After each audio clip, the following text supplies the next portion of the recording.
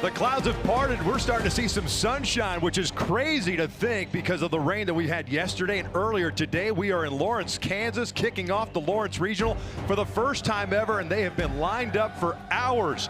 KU taking on the number 4 ranked Northeastern in the regional. Welcome to the NCAA Baseball Regionals presented by Capital One. Hoagland Ballpark in Lawrence, Kansas, hosting this regional for the first time ever, and it is jam-packed as we take a look at what this bracket looks like. We've got the 12 Eastern or 12 Central Time start, KU and Northeastern, and then later on tonight, Arkansas and Missouri State will match up for the third time this year. They split a series earlier this year. Let's take a look at the headlines throughout the tournament. SEC has won 6 straight titles. Not surprising, 7 teams hosting regionals currently. These 3 teams out of it, which is insane. LSU, Vanderbilt, and DBU snapping that 10-plus year run. UCLA out with their ace this weekend. They are number 1 in the polls. You got 7 of the top 10 MLB draft picks. We'll see one a little bit later on. Hi, everybody. Alongside Connor Wanhonen, I'm Victor Ross. So glad you could join us here for the Lawrence Regional. It has been exciting all weekend long here. And I'll tell you what, it is palpable, the excitement in this ballpark. Yeah, they are ready to have postseason baseball here at Hoagland Ballpark. It's going to be a fun weekend whole time. No doubt about it. KU. Now, this is a team that's very interesting. Dan Fitzgerald has done a terrific job in recruiting guys.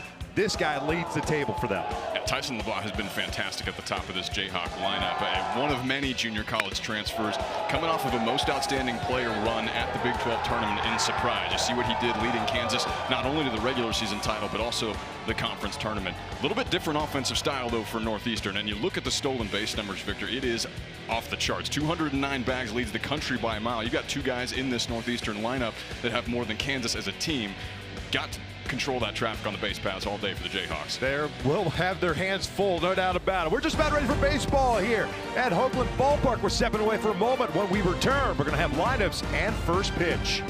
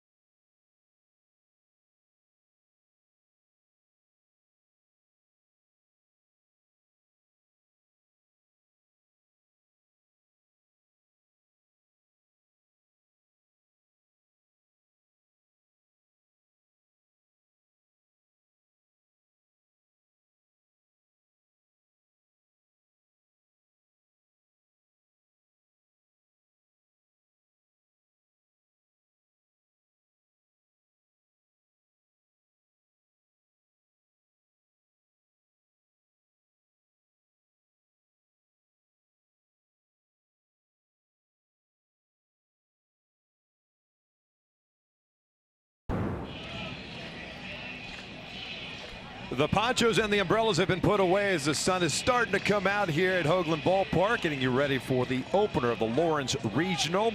Man on the bump for the Kansas Jayhawks is the junior right-hander from Columbia, Illinois, Dominic Vagley, getting the start and trying to kick things off. And this is the guy that they have leaned on all season long.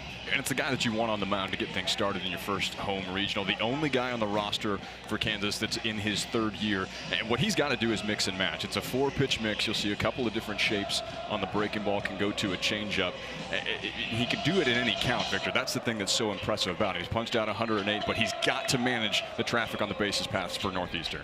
A lineup for Mike Glavin in his 12th season at the helm of Northeastern, as the Jayhawk faithful bouncing up and down pretty much on top of their dugout. And this is what it looks like. And it's the table setter for them is Tyler Harmony, the freshman. Tyler Harmony didn't see much playing time at all until the middle of April. And all he's done since then is lead the team in batting average, second on the team in OPS. You see all CAA second team performer. And he's been great for a true freshman up at the top of this lineup, getting things going for the rest of this speedy bunch. Capacity crowds expected all weekend long, especially when KU is on the field. Harmony ready to step in and get this one started. There was a little concern with BP going on earlier today with the rain coming down at times very hard. But perfect timing as we get ready for the first pitch. Harmony at 371 average. Getting ready to lead this one off. Vagley's first one is in there for a strike, and we are underway. Seth Buckminster calling the balls and strikes. Brian McGugan at first base. Tim Rosso at second. And Brandon Henson at third. That is the umpiring crew for this first game of the Lawrence Regional. Tap foul, no balls and 2 strikes. That's one of the things that Vagley does so well. He works from ahead. And you're coming off of an appearance last week in the Big 12 tournament. He didn't face a 3-ball count until after the 5th inning. It's a model of efficiency and command early on in the ballgame. 15 starts prior to this one, 85 plus innings, 87 hits, 108 strikeouts, 0-2, and that's just a little bit low. 1 ball, 2 strikes. Slight little breeze blowing in. This ballpark typically plays as a hitter's yard. The ball will carry. It is warm, muggy. 1-2. Breaking ball just missed outside. 2 balls, 2 strikes. But the other thing that you're talking about too, it's been raining for well over 24 hours here. This turf here at Hoagland Ballpark is going to play fast, and we've been talking about it. We saw it during batting practice and the team practices yesterday. It's something that all of these teams are going to have to adjust to. Ground ball back to the middle. Vagley's got it. The obligatory underhand pass to first, and there's the first out of the Lawrence Regional.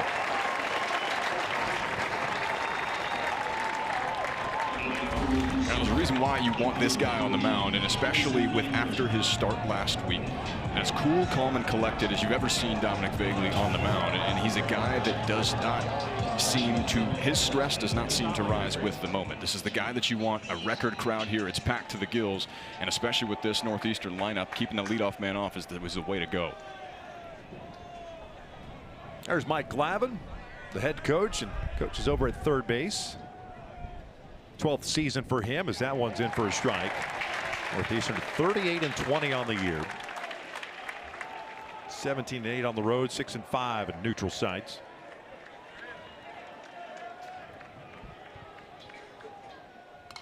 Cued foul, no balls, 2 strikes. Feinberg 330 average. Team leader in home runs and RBIs is 16 and 63 respectively. 3-time All Coastal Athletic Conference first teamer. 0-2 pitch. Almost got him to chase.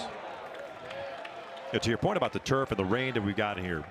Saw teams yesterday during BP and the like practicing their slides, right? See how far, especially playing on turf, how far the body will go on this turf. See if it impacts Northeastern at all as far as the running game. Breaking ball, chop foul.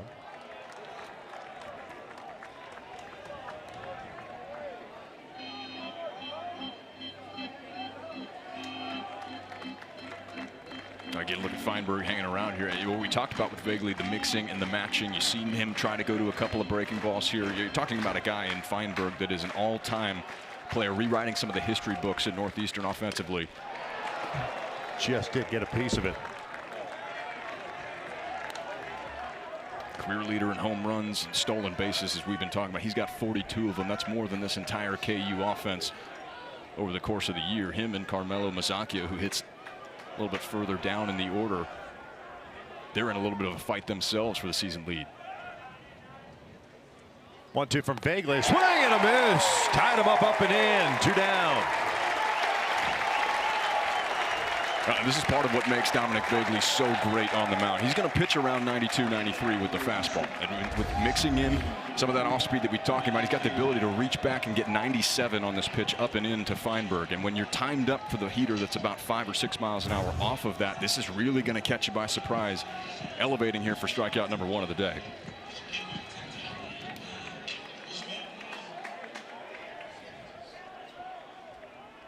Here's Ryan Garrity. Swings through the first off speed pitch. The ball's in a strike on the center fielder. 323 average, 5 home runs, 37 runs batted in. Team leader in doubles with 20. Northeastern as a team hit 280 this year. This one's tapped foul. Vegley again getting ahead. It just opens so many different doors for you, because you can go elevated heater like we just saw. You can go breaking ball down and away. Left-handed hitter like this, he's got a changeup that he likes to go to as well. And when you introduce that many variables into the equation, it's so much to be thinking about when you're dealing with a guy that in an 0-2 count like this, opening game of a regional. Over the heater up and away.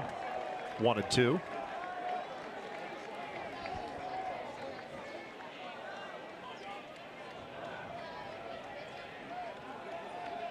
Two quick outs to come back into the mound and a strikeout. Here's the 1-2.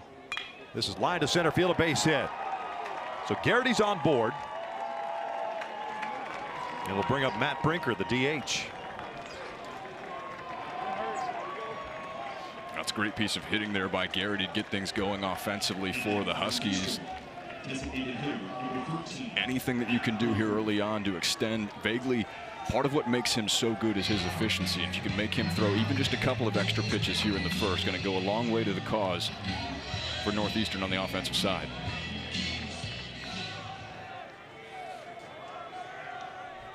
Garrity already with a big lead at first base. Breaking ball, nice play behind the plate. 1 ball, no strikes. Garrity, by the way, is 20 stolen bases on the year. They don't need signs, right? Just go. If you got it, go. Yeah, that's the thing that's so amazing about the system too, is that effectively everybody's got the green light if it's a matchup that the coaching staff has determined is one that is favorable. You get a look at Danny Crossan, the first base coach over there, a Northeastern alum, was a part of the 2023 team. He's really the maestro to all of that. He's the one that's given him the matchups. He's the one that's given it a green light over there at first base. 1-0 pitch in there for a strike. Evens up the count.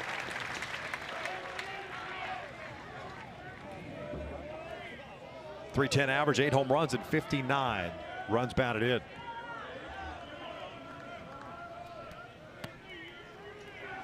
A lot of movement too from Garrity over at first base. Trying to catch the peripheral vision of Vegley. I have to expect that you're going to see the pace really slow down anytime a Husky reaches first base. You've got to do that to control the running game. Mix and match your looks. Lifted in the air, out toward left field. Hit pretty well, and this one is just fouled.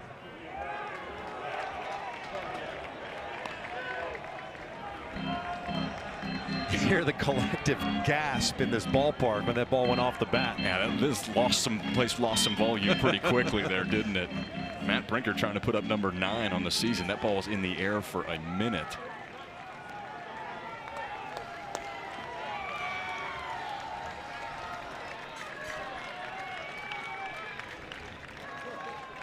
One ball, 2 strikes. A 2-out single by Ryan Garrity. He's over at first base.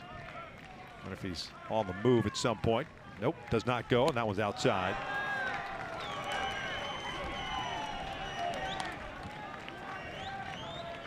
Garrietta doing a nice job behind the plate on those couple of breaking balls to his backside. Defensively, KU pretty much straight up. There goes Garrity. The pitch is cut on and bounce foul.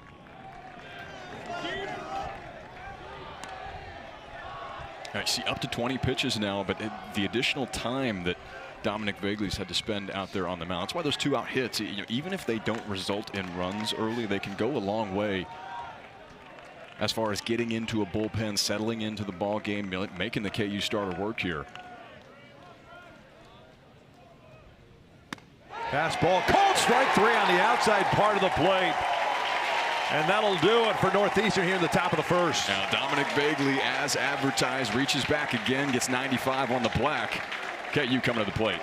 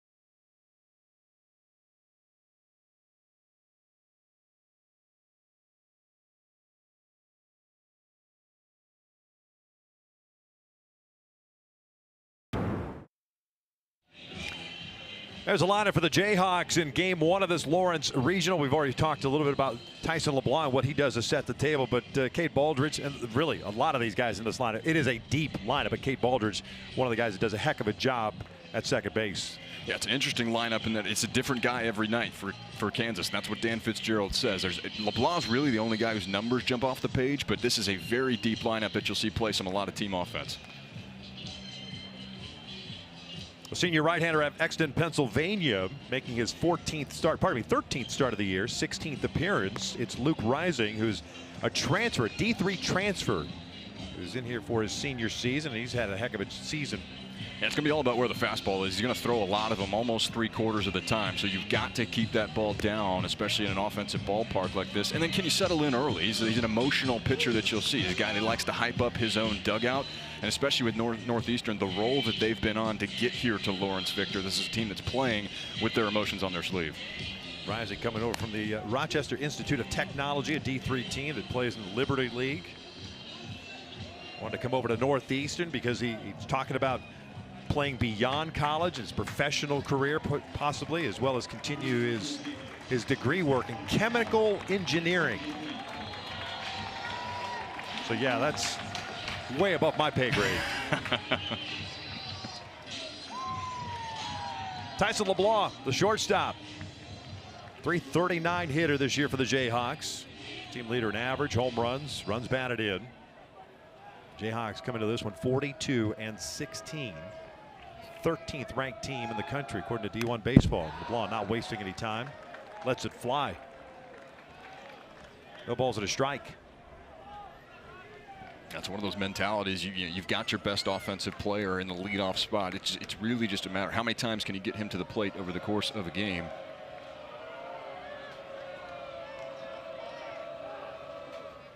As expected at a monster Big 12 tournament. 8 for 13 with 7 runs batted in. First team all Big 12. Maurice, Louisiana. 1-1. Chopper toward third, goes foul.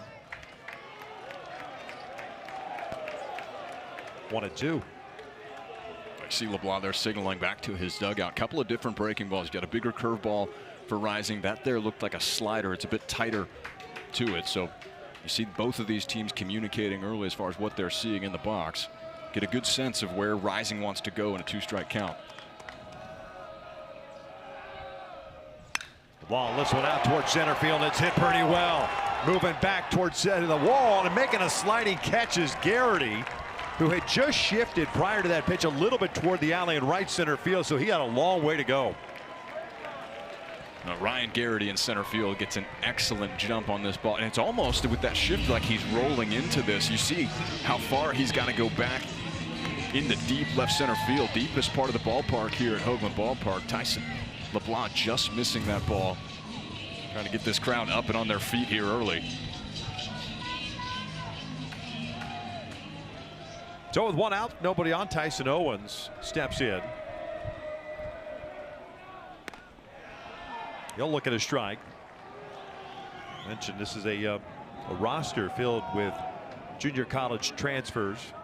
Kansas has done that. It's been kind of Dan Fitzgerald's MO over the last couple of years since taking over. Breaking balls, foul back. No balls, 2 strikes. And it's worked to their advantage. It's not just about the talented player, right? But do they bring on the field, but also are they guys that fit into the mix in the clubhouse, which is uber important. And you know what's interesting, talking to Tyson LeBlanc yesterday, he shared that it's very much like a junior college feel in that clubhouse, just with a little bit nicer amenities, is how he described it. I think that goes a long way as far as setting the culture for your club. Owens goes down swinging on the high breaking ball. So 2 outs, nobody on for Baldridge. So far so good for Luke Rising on the mound. This slider backs up a little bit up at the top of the zone, but that can sometimes be a more effective pitch. Not coming down far enough for Tyson Owens to make contact, so 2 up and 2 down here in the first.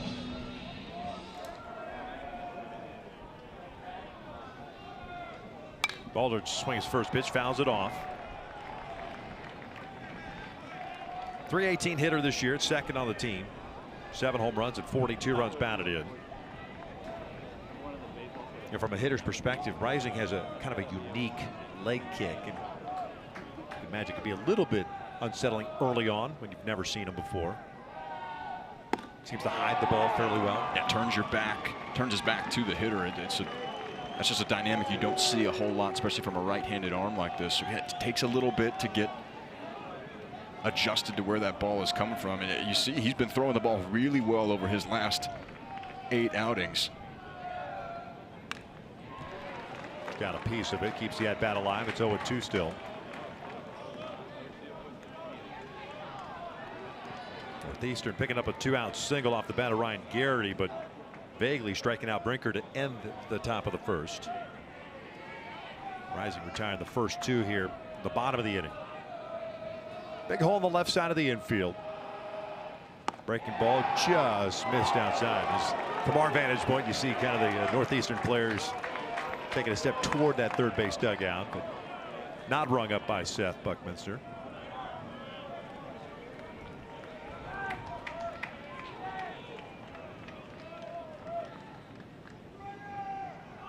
Rising's 1-2 now. Breaking ball. That's a called strike 3 on the inside part of the plate. So 1-2-3 bottom of the first with a couple of punches. Now a couple of punches for each of these starters. Getting to go in here, hurry. Scoreless going in the second inning.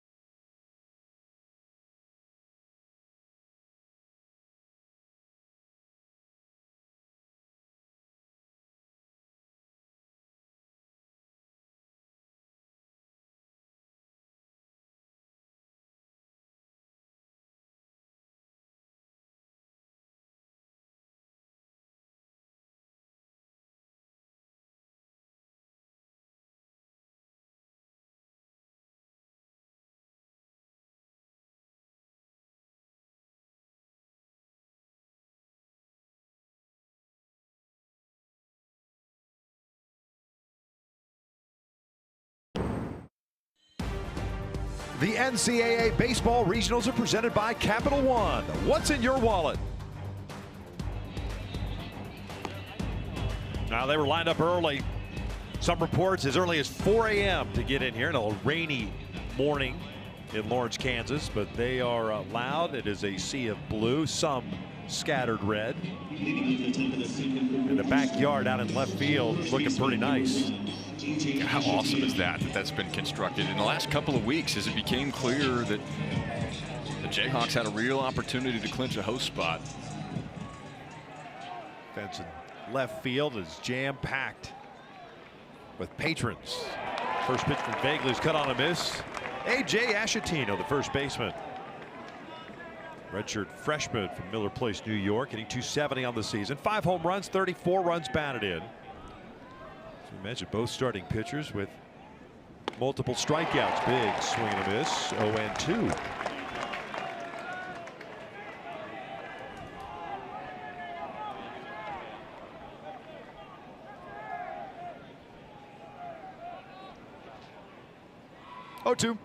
Little tapper. Vagley's got it. This looks familiar. One down. First time ever hosting a regional here in Lawrence, Kansas. And we'll see where they get to. Indiana State was a little suspect in 23, was it not? Well, and then you ended up having to play a super on the road, Yep. even though they were a higher seed than the TCU Horned Frog teams. Had to go out to Fort Worth to play, but man, we've been hearing all week, and you've been seeing it in the weeks leading up. This Kansas fan base is so excited to have late May, June baseball here at Hoagland Ballpark. The 7th regional that they have been in program history. They were down in the Fayetteville regional last year. Charlie Criscola, the freshman. 258 on the season. Has himself a 2-ball, 1-strike count. Criscola, the second baseman. Home run, 28 runs batted in.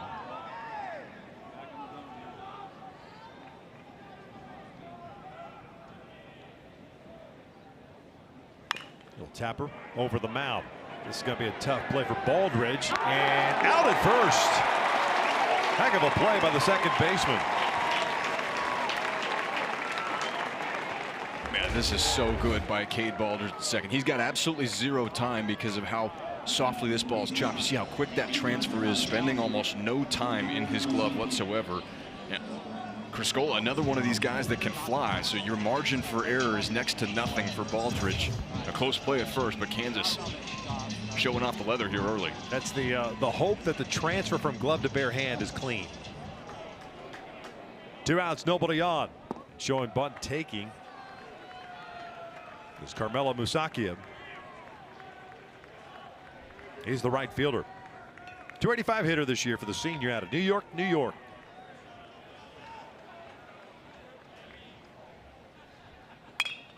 Gets jammed, rolls one over toward third. Should be an easy play, and a 1-2-3 top of the second. We'll head to the bottom of the second in here at Hoagland Ballpark. We are scoreless.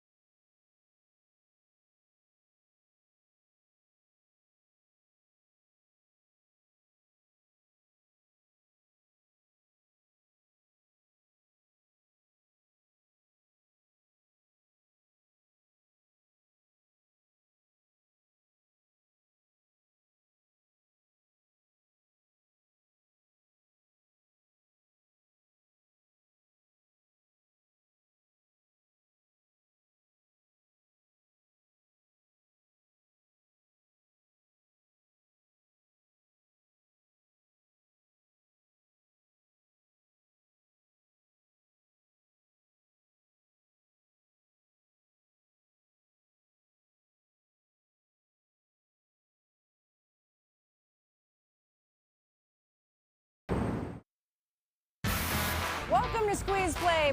All the highlights, all the big moments. You got a chance to have some big-time fireworks. 6 to 8 games on the screen at one time. You're going to be locked in for that. The season on the line. Hashtag Squeeze Play. Send us some tweets. Maybe we'll put you on the social wall. The storybook season will continue.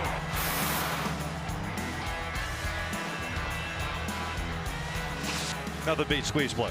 I'm telling you, the job that they do, bringing you all the action, phenomenal, nonstop. Christmas morning for college baseball is what this is. Amen, brother. Bottom of the second, scoreless.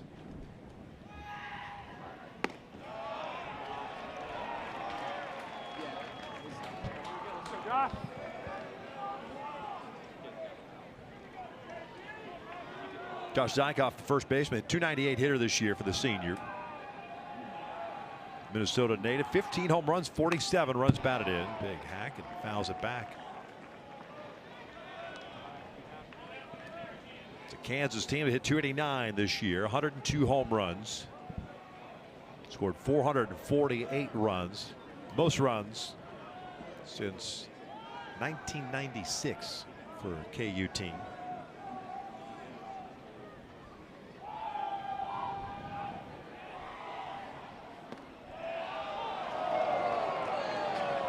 Dykoff will look back to Buckminster. Didn't care for that call.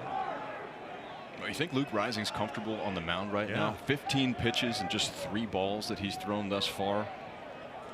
He's throwing the breaking ball on the inner part there to a left-hander. Now he's throwing the fastball.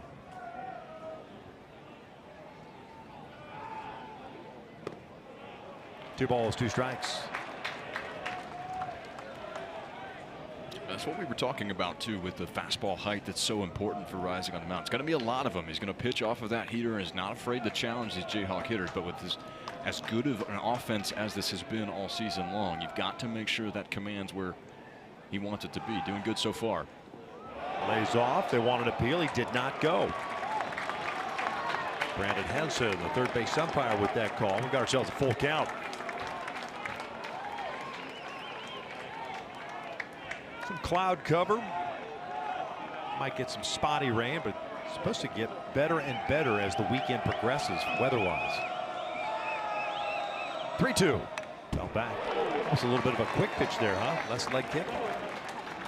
Yeah, you don't see a whole lot of it, but you're starting pitchers that don't have a windup, and you've seen Rising. He's done a long hold, trying to chew up some of that pitch clock. That was a little bit of a slide step there, trying to throw off the timing of the hitter in a 3-2 count. Dykoff just living for another pitch, fouling it back.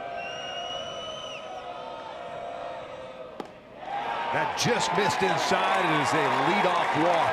That didn't miss by much either.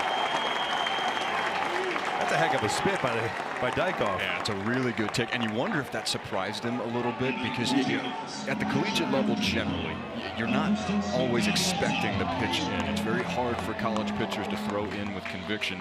This one was dotted up in there, but Seth Buckminster saying just a shade too far inside. Neither one of these starters, Rising nor Vagley, will walk a whole lot of guys. But Kansas draws first one of the day. You know, to your point, don't they say about roughly 80% of pitches seen in college baseball are middle away?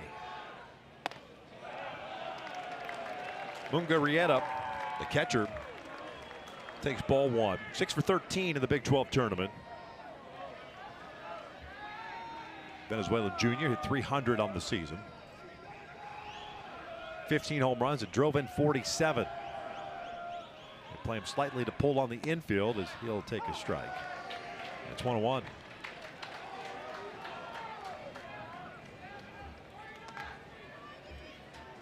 Criscola, the second baseman, shading toward the middle, so big hole on the right side of the infield. Dykoff over at first base run of the game for Kansas.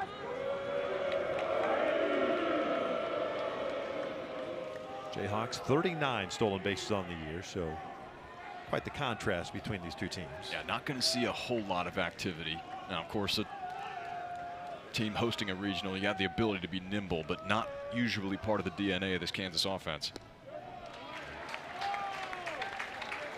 I mean, you think if you've got the right guy on the mound with Rising and that leg kick, that you could pick your spots on him for sure. And we've already been talking about, though, that he's been going back and forth between that slide step and the bigger leg kick. So you're gambling on whether or not that's coming. Now, normally, if he goes to slide step, you'll be able to shut that down if you were trying to steal. Off the plate. It's sort of like a read option, right? If you're stealing, if you're intending to steal second base, you get a right-handed pitcher on the mound. He slide steps you, catches you off guard. You can shut it down quickly, be fine to get back. 3-1. This one's skied out to deep left field. No doubt about it. Big fly. 2-0 Jayhawks.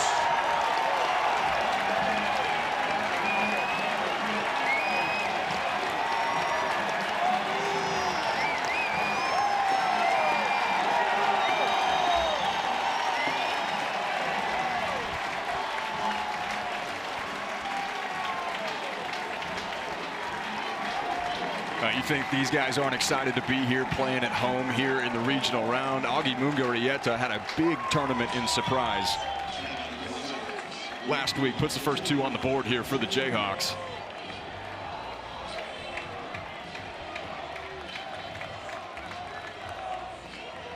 th home run of the season, now with 49 runs batted in.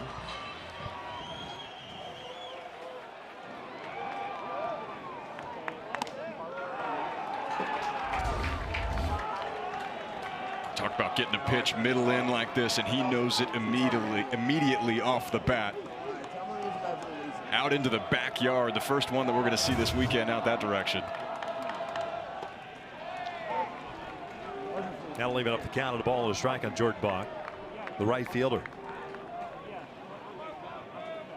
103rd home run hit by the Jayhawks this year.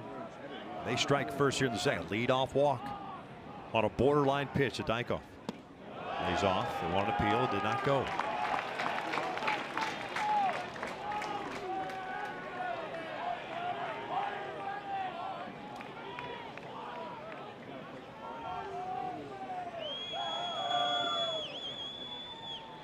Two one.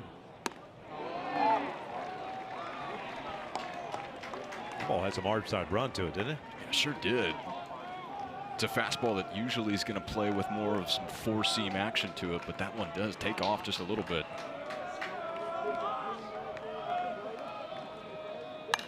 Fouled off. And again, Northeastern shifting to the pull side with Bach at the plate. We've said it with both of these starters on the mound. They are going to be in the strike zone with regularity, and you're talking about two teams in the batter's box that are ready to hit and ready to swing at any count. You know it's going to be around that zone. This was pulled to the right side, and nice diving stop by Criscola. Gets up and at first got him. And they wanted to appeal immediately. Both Bach and John Coyne, the first base coach. And they are going to challenge it. Now, what an effort by Charlie Criscola at second base. See how far into the hole that he's got to go, and then get enough on this to even make this a close play with Jordan Bach running down the first base line. You see him get through this ball to the pull side. You had mentioned the shift that was already on. It's the only reason that Criscola even gets to this. And this is as bang as it gets over there, but Bach and Coyne pretty adamant. They want to take another look at this one. That's going to be tough to overturn, I think. Yeah, like so many of these plays at first base, if you can, you've got to try and slow it down frame by frame. It was a great effort all around. That's one as a left-handed hitter. You can see this the whole time, so you know you've got to turn the jets on.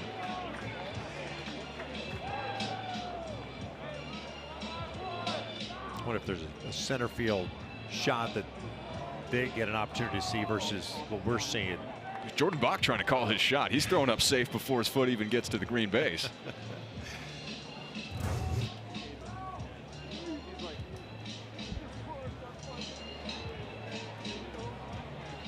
Each coach is allowed to request for a result of play to be reviewed. A coach can challenge any of the 14 types of reviewable plays.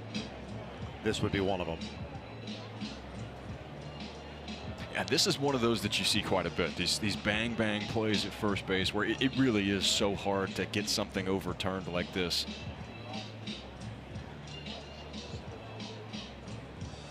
Umpiring crews generally have been all over these plays at first base. He's splitting hairs to try and find that irrefutable evidence that you've got to have. That's the thing. It's the call on the field is out, so you're going to have to find an angle where the foot's touching the base before the ball's touching the back of the glove.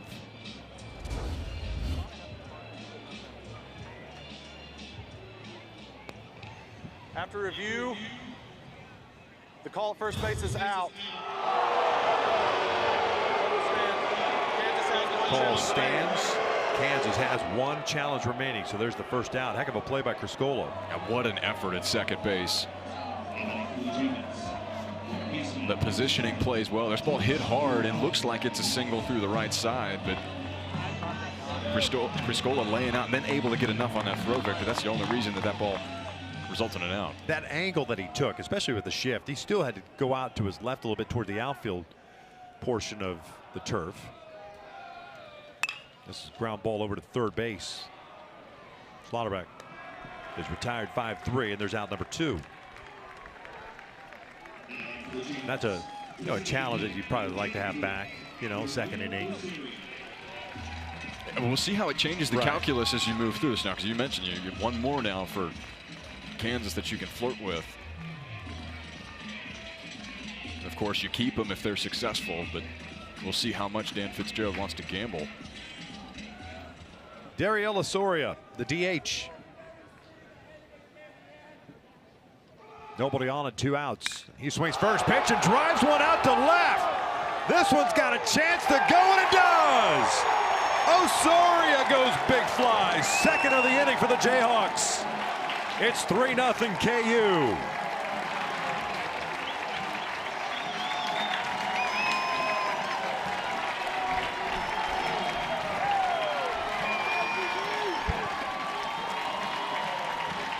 I think these Jayhawks got the memo. They want to test out the durability of this new backyard in left field. Second home run out there here in this inning. And for Dariel Osorio, that feels good. A guy that played such a role last year. Hasn't quite gotten it going, but picks up number 8. Second long ball here in the second inning for Kansas. 41st run batted in. And they are hyped here at Hoagland Ballpark. 3-0 here in the second, KU. This bouncer foul. Savion Flowers, the left fielder. Well, Dariel Osorio getting one elevated, and it's exactly what we had discussed earlier. You've got to be ready for this if those fastballs start to flirt up in the strike zone. It's called being ready to hit, getting the pitch that you want, and depositing it over the left field wall. No balls, 2 strikes on Flowers.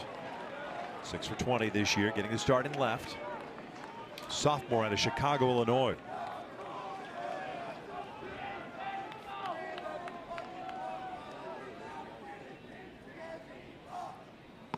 Called strike 3, painted on the inside part of the plate. He picks up his 3rd strikeout, but Rising gives up 2 long balls. Now a couple of big swings in the inning for the Jayhawks. They get the scoring started here. First time the regionals being played. 3-0 Kansas going to the bottom, going to third.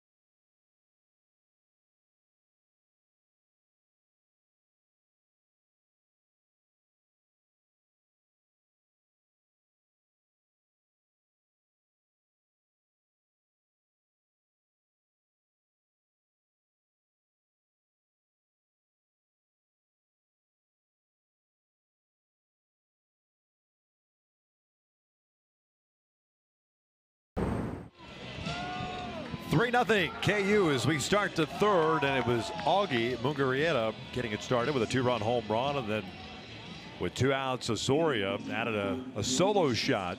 104 home runs, has a single season program record. The thing of it is, too, is that Luke Rising had come into play tonight, or today, having allowed 4 home runs on the season. Gives up 2 in the second in game 1 of this Lawrence Regional. Anything goes once you get into the NCAA tournament. Bagley had himself a 1-2-3 second inning. He'll face 8, 9, and 1. The Huskies of Northeastern. Osberg, Giorgio, Harmony. That is skied out toward right field. That ball's hit well. Wind blowing in a little bit, but that is gone. A home run off the bat of Will Fosberg, the catcher. His 3rd of the season. And Northeastern's on the board. It's 3-1 KU.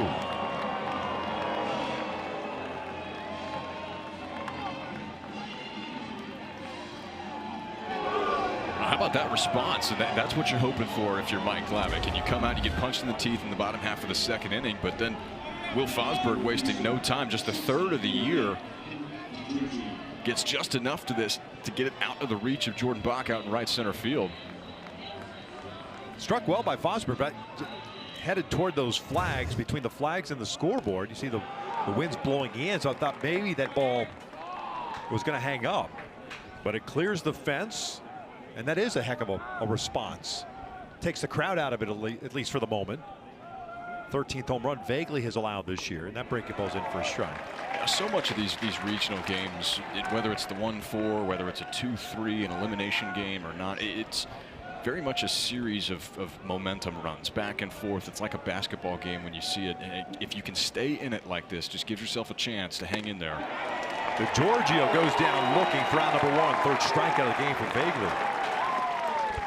Well, that's the thing about this regional. And I don't think I'm saying that because I'm biased and we're here and calling this regional, but this is one of the best regionals in the country.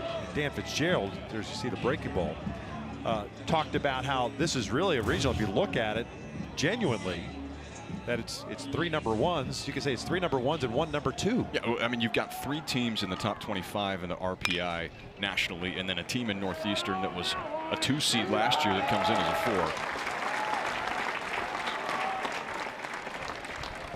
Absolutely valid, thoughts by Dan Fitzgerald. I think many, as you look about the national landscape, a lot of those that are out there have this Lawrence Regional pegged as most challenging, if you want to describe it as that. I think that the parity in it is what's so interesting.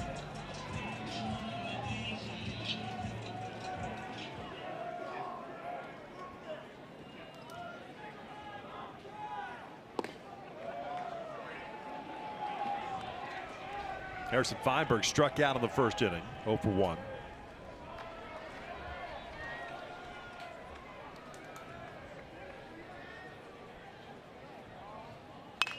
Jammed him right back to Bagley. That's the 3rd time this afternoon. So he settles down, gives up the leadoff home run, but he gets a strikeout and 2 groundouts. Will Fosberg gets the Huskies on the board here. Claw back some of that lead. 3-1. Kansas going to the bottom 3rd.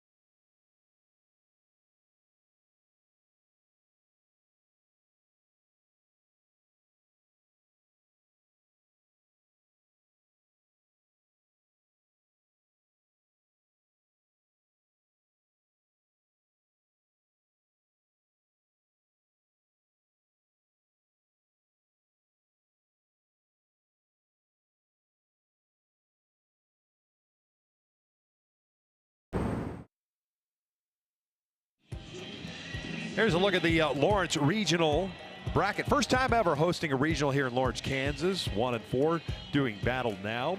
And then later tonight, Arkansas taking on Missouri State. Dan Fitzgerald was asked about, why the early game, why the noon game on day one. He said, honestly, with the weather, if we get some weather, there's a better chance of us getting our game in versus later on. Plus the break between games 1 and game 2.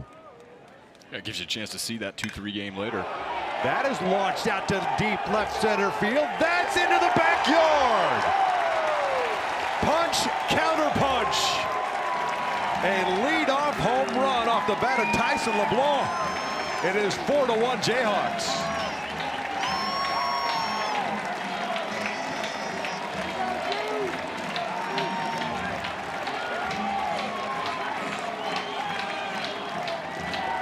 I think you know how this ballpark is going to play here all weekend. Another home run, and Tyson LeBlanc just missed one to lead off the bottom of the first inning. Deep fly ball to left center field. See how quick and compact that swing is. It's not a whole lot of wasted movement at all. How efficient he is through the swing. Third ball we've seen go into the backyard here already.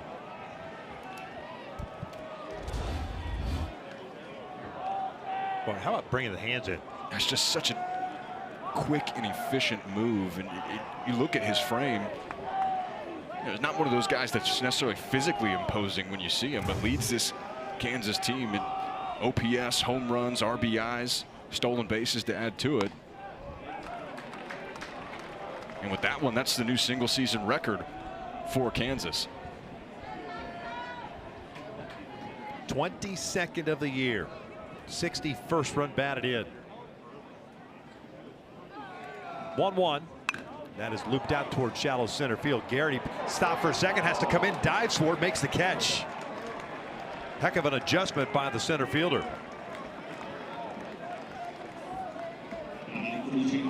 Now, really nice job recovering out in center field. This is one of those where, as a coach, gives you a little bit of a heart murmur, maybe. See that hesitation step, first step back, but you've got the ability to recover.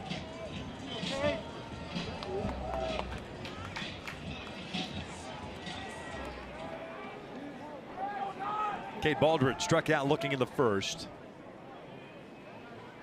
3 strikeouts for Rising. This one lined into center field. Here comes Garrity. He'll play this one on the hop.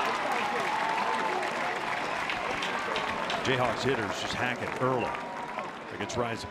Second time through now, you've got all sorts of information as well. You see the swings that are being had by this top third of the lineup. Obviously, LeBlanc goes deep.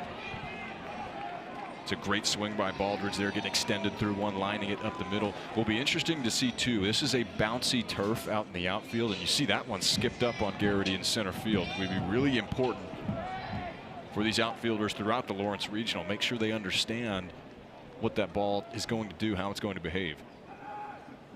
Dykhoff skies one down the right field line. Towering shot. Has a chance. If it stays fair, it's gone, but it goes foul.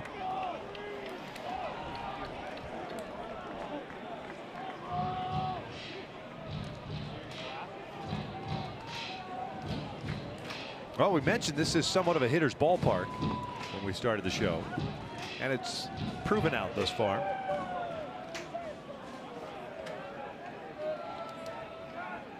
.330 down the lines, 400 to center.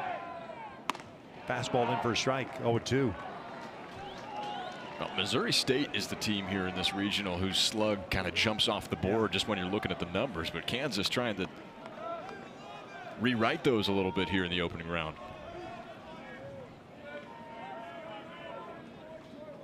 0-2 now. Swing and a miss. 2 down. And Missouri State's slugging percentage of the team .533, but Kansas says, hey, we're not too shabby either. We're .510 coming into this one.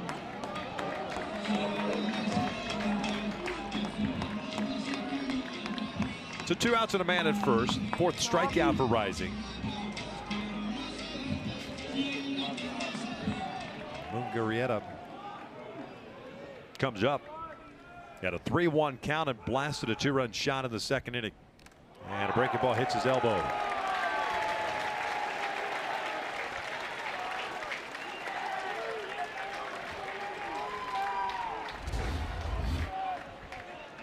Now, Rising is trying to go to a slider here. This one, you see, just slips out of his hand a little bit right off that elbow guard for Augie Mugarieta.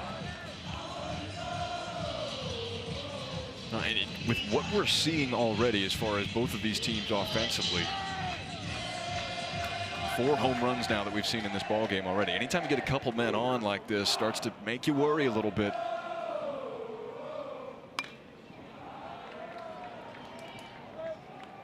Bach getting a changeup there and relaying the information to the dugout. Jordan grounded out in the second inning. That was a play that was reviewed, challenged by Kansas, and upheld. So KU with 1 challenge remaining. Baldridge at second. Mugarieta at first. 1 ball, 1 strike. 4 hits for KU. 3 have been Jacks.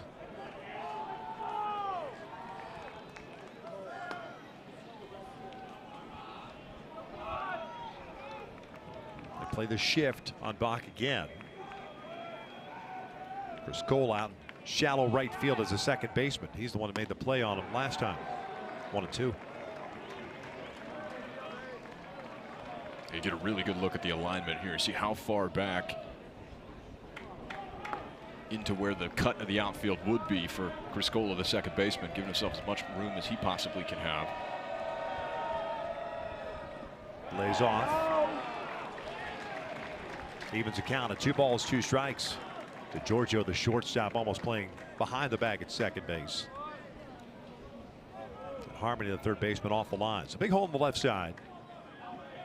Outfield straight around. 4-1. Jayhawks lead it. We're in the bottom of the third. Here comes the 2-2. Breaking ball looped out towards shallow center field. Garrity's coming in underneath it and makes a catch for the 3rd out. The Jayhawks add a run. They answer back on the bat of Tyson LeBlanc. History for LeBlanc, most that a Jayhawk has seen in a year. Number 22, number 3 into the backyard. Jayhawks lead at 4-1.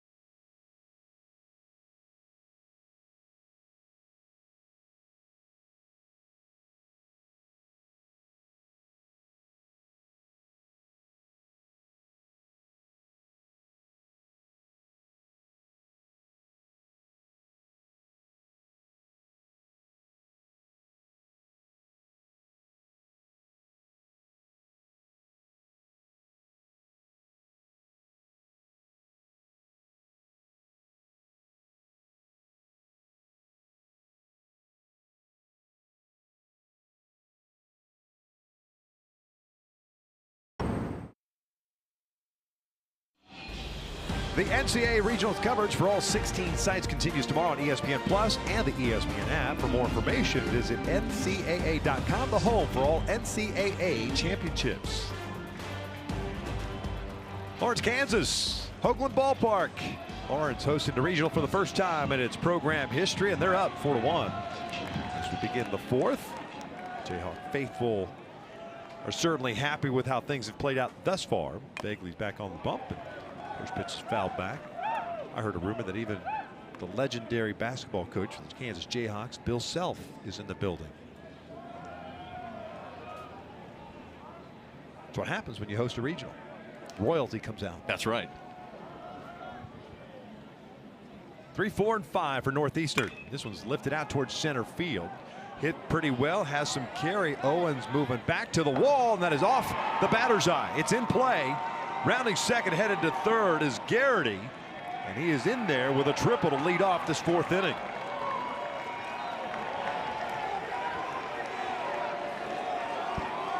Well, just really impressive what we've seen from Northeastern. After Kansas is throwing a punch in the bottom half of these innings, the Huskies have come out swinging. See this ball out to the deepest part of the ballpark in center field. For Tyson Owens just misjudging this ball just a shade. This is one, for Kansas, you're playing at home. You know that center field batter's eye is in play, and it's firm wood, so that ball is going to ricochet pretty hard off of that big center field wall. It gets an extra base. Garrity all the way over to third. Second triple of the year for Garrity. First pitch breaking balls, nubbed foul. Yeah, oftentimes you'll see the batter's eye. There's a separation between the home run fence and the batter's eye. There's space, but that would mean the home run line would be running along the top of that fence. Here at Hoagland, it is all connected, so you got to hit it over the batter's eye to clear it. Ball and a strike on Matt Brinker, the DH, who struck out looking in the first.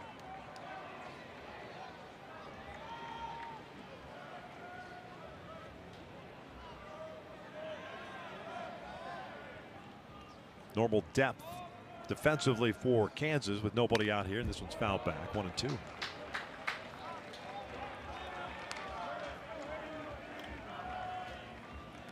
You're clearing that batter's eye. That's big boy territory. That is a big swing to get it not only that far, but then still that high when it gets to that point. 2-2.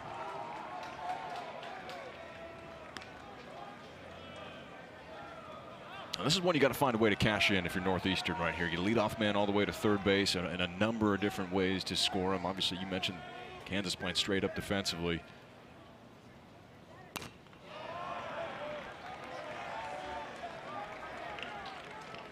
You've seen Vaguely before. Looks like typical Dominic. Yeah, this is what he's done as he's grown. Was Big 12 Freshman of the Year a couple of years ago. Has just matured into such a calm and steadying presence on the mound for these Jayhawks. He's a guy that you're not going to see get too high. He's not going to get too low either. He's just out there doing his business. And last week, frankly, at the Big 12 tournaments, most comfortable I've ever seen Dominic Vaguely. It was just, you hate to say a walk in the park, but that's what he made it look like. Tied him up. Tried to run that two-seamer on the outside part of the plate. Didn't get the call, but that time locks him up. One down. And you just don't see a whole lot of this at the collegiate level. This much manipulation of your primary fastball. We touched on this earlier. He's got the ability to go back and get 97, 98 when he wants to. This one he runs to 95, but gets up and in underneath the hands. So not only are you looking maybe for some run outside over the plate, but then he busts you inside like this. He moves you all over the plate if you're a hitter. Ashatino bounced back to the mound his first time up. Takes a strike. It seems like just what, 5-6 years ago we talked about spin rate and velocity and everybody living up in the zone, north and south in the strike zone. Now, boy, if you can move east and west. This one tapped foul 0-2. Yeah, and talk about just kind of how he has evolved as well. He's so versatile with the stuff on the mound. Got a lot of his punch outs last week in Surprise off of the breaking ball. Today, 3 of his 4 strikeouts coming off of the heater.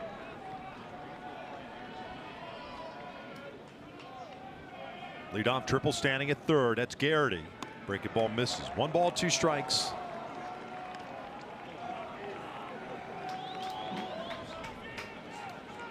Top of the 4th, and it has not been boring at all. 3 home runs for KU. 1 for Northeastern. A leadoff triple standing at third base, just 90 feet away. Swing and a miss. Back-to-back strikeouts. 2 down.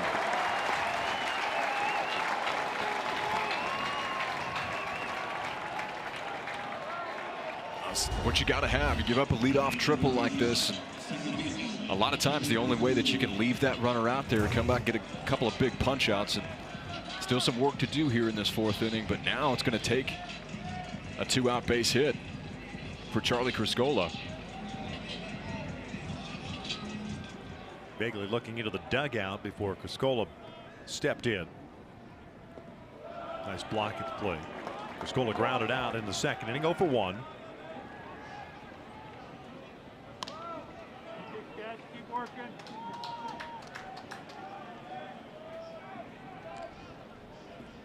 Vaguely's outs have been either the ground out or the strikeout. 6 ground ball outs, 5 punch outs. Breaking ball on the corner. There's like zero stress from Vagley. It is so calm, and that's the maturity as well. You know, he's got the stuff, but understands how to pitch at this level, understands what to do when you get a runner on third. Trying to steal home is Garrity, and he is out at the plate. Now Mike Glavine might come out and argue that Mungarieta came out in front of the plate before, and so they might take a look at this. And Augie did bounce out very quickly. Now Vagley was in the full windup, so Garrity had a huge jump.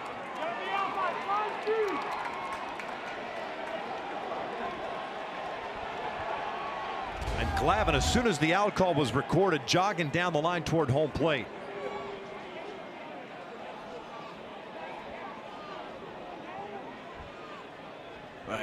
You see him come out in front of the plate, does Mungarieta here. Now that ball beats him by a mile. Challenge potential catcher's interference at the plate.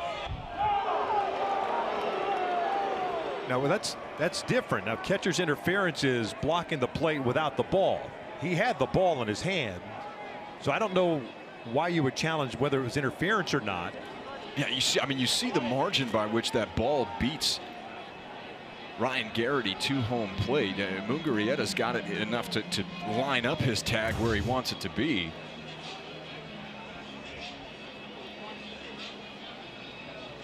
You know, and there was nowhere for him to go, but he was really dead to rights on this. You know, a lot of times what you'll see is the pitcher starts to speed up. You know, you're not used to having guys go with a true steal of home plate, so a lot of times this results in a balk or a no pitch at some point in time, but Vagley just gets it to Mungarieta. Now you can see very clearly out in front of home plate here, but Victory's got the baseball. I guess by definition on the interference, if he steps on the plate or in front of the plate without the baseball, it can be construed as interference. So that's why the challenge of that play, or what they typically call it, you know, it doesn't get called much, the catcher's balk, if you will.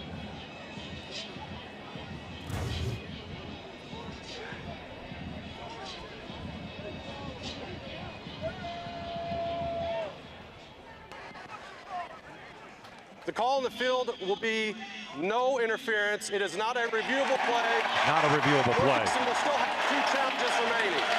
Wow. So not a reviewable play. Mike Glavine's going to get an explanation here. What an interesting way for the fourth to come to an end for Northeastern. And trying to make something happen, but it's still a 3-run lead for the Jayhawks.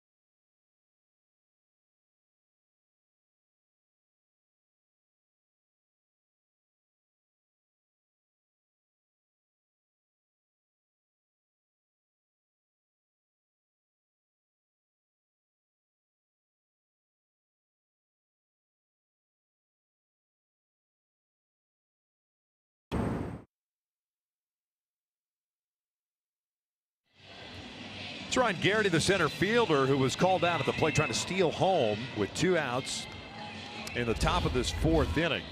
Here's a look at the plate with Vagley in the full windup. Clearly called out. He was out, but Mike Glavine, the head coach, challenged the call, saying it was interference. but it came back that it was a non-reviewable play. These are a look at the reviewable plays. The catcher's interference is listed on there. Yeah, I would think that that's probably on the swing. I guess. You would think where the has to be where there's contact with the bat and the catcher's mitt or any part of his gear, but you know, for Northeastern trying to make something happen, you see Mike Glavin looking on. And this is the way that these Huskies play baseball and the way that they play offense. Of course, a leadoff triple, you've got a number of different ways to try and score that runner.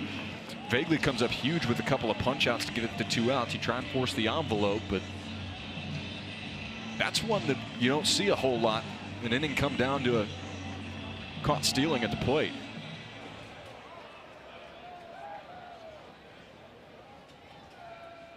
And if I'm not mistaken, Connor, I mean, I've had it come up earlier this year.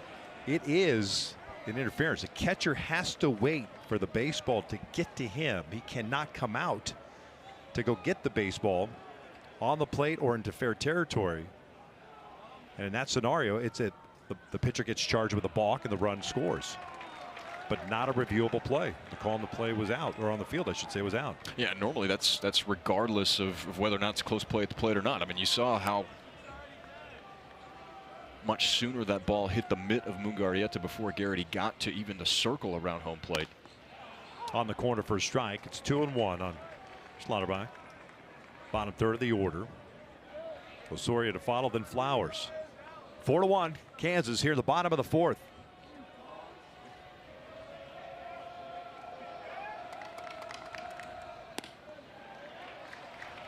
Three balls and a strike. Sun is out in all its glory now, so it's a little bit hotter, a little steamier.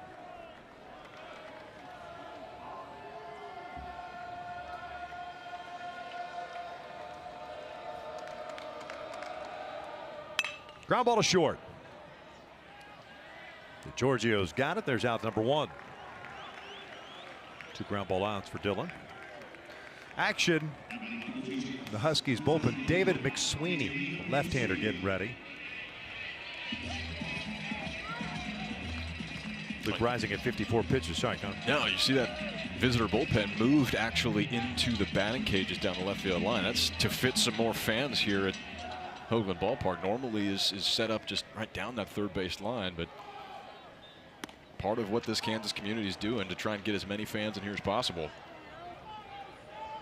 Started planning that a couple of weeks ago when they perhaps had the anticipation of hosting the regional. This was lifted out toward right center field. Has some carry to it as well. Stay in the yard. Osorio retired on that fly ball. Sakia with the out. I'll tell you what, even though those flags are blowing in what looks to be in from right center field, we're seeing the ball still push out that direction a little bit. So you get a look at the backyard. Well, what we're seeing so far, you got to have your head on a swivel out there. No doubt. Yeah. Standing room only tickets. You can bring your own chairs, sit out there if you'd like. They opened up the Crimson Club inside the field house across the parking lot, I should say. No ticket required. There's a big screen TV. They've got concessions in there. Air conditioned comfort. Savion Flowers, no 1 count. He struck out looking in the second.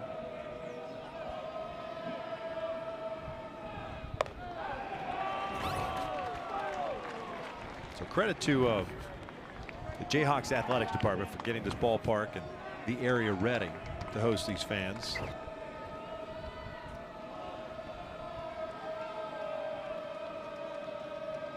Flowers, the number 9 hitter for the Jayhawks, cuts through now with big swing and a miss. 2-1.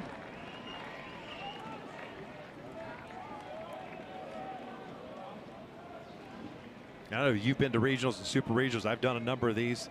This was effortless getting in and out of here. Everything has been planned perfectly.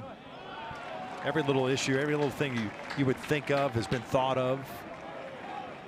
Well, it gives you just a sense of the pride that's being taken by the department across the board. It's a beautiful setting, especially now with some of the sunshine and the amount of logistical items that go into this. It's not just business as usual, but it's been impressive all week long.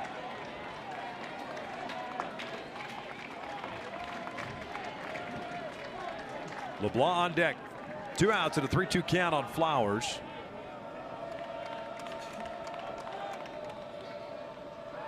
And the payoff is fouled off.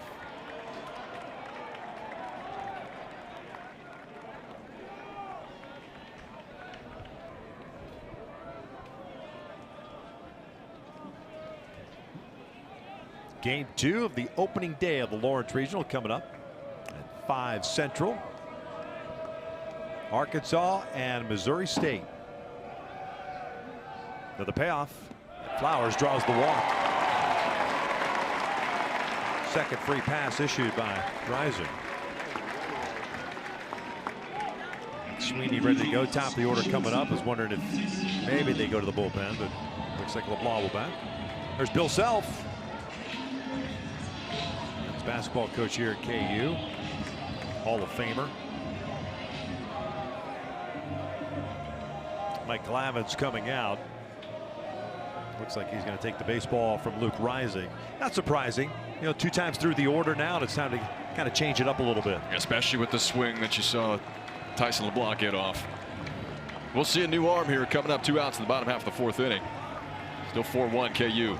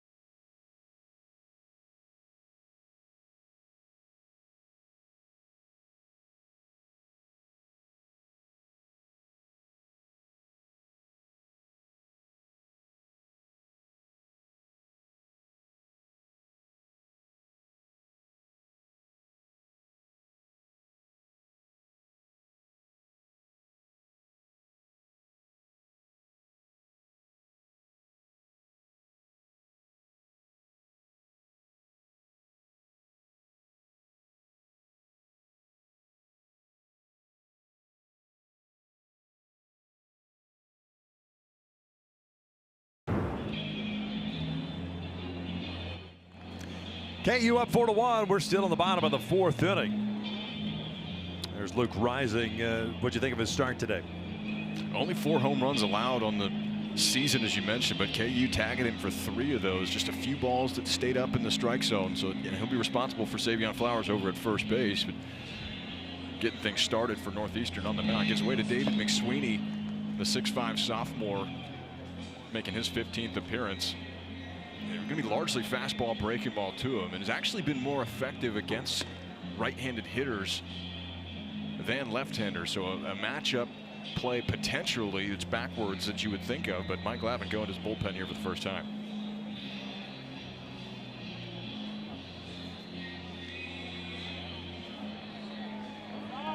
Flowers over at first base with 2 outs. And LeBlanc coming to the plate. 1 for 2. Hit one to the wall out at center field in the 1st inning. And then homered in the 3rd. 22nd home run of the year. New program record, breaking Tony Thompson's record from 2009. 3 home runs hit by the Jayhawks so far today. That's a new program mark for the team. 105 home runs on the season. They set that one last year.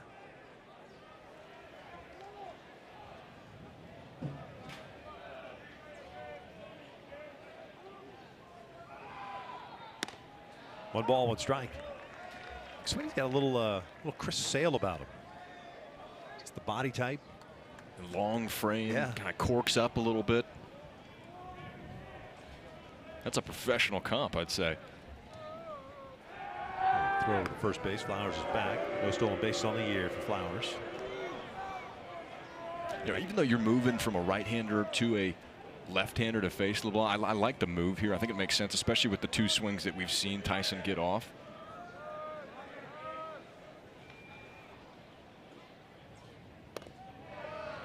Two balls and a strike. Just missed a little bit down. Does not look like it'd be a comfortable at bat for a left-handed hitter against him. No, I would say probably the reason why I'm up here now and not still playing. That is there's a lot to deal with there coming from the left side. It's fouled off to the right. Not only that, He's doing that from the third base side. Let's go back and revisit that LeBlanc home run. I just see how quick he is through the baseball. And this is what it means if you're a young player and a coach ever says, hey, get your hands through on the inside of the baseball. So quick to it, the single season program record. Efficient with the swing, number 22 in the year. 400-foot blast. They check in on Flowers again.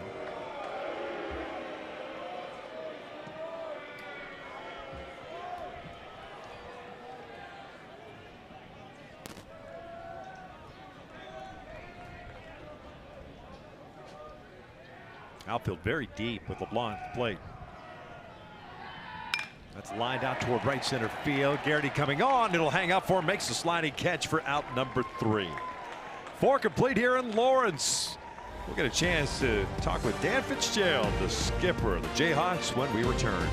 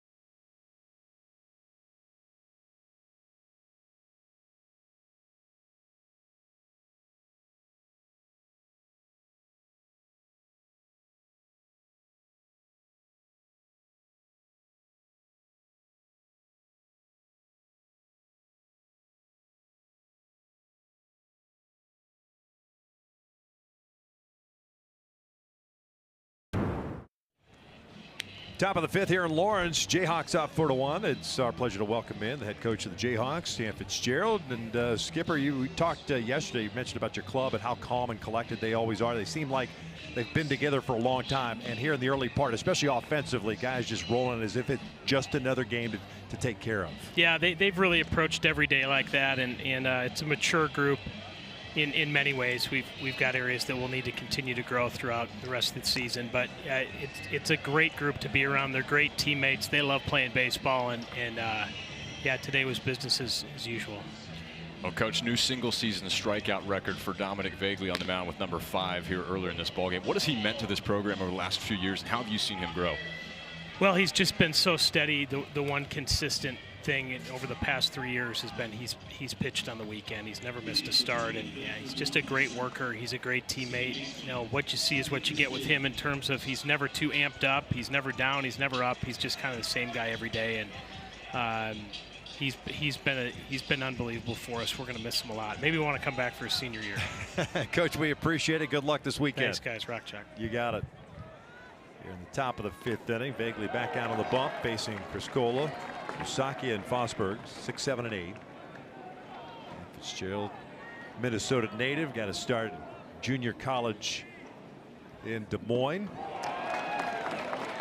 Made a big-time name for himself. Went on to Dallas Baptist as an assistant, longtime assistant, recruiting coordinator, and then a couple of seasons at LSU as an assistant before taking over here in June of 2022. That one's in the dirt.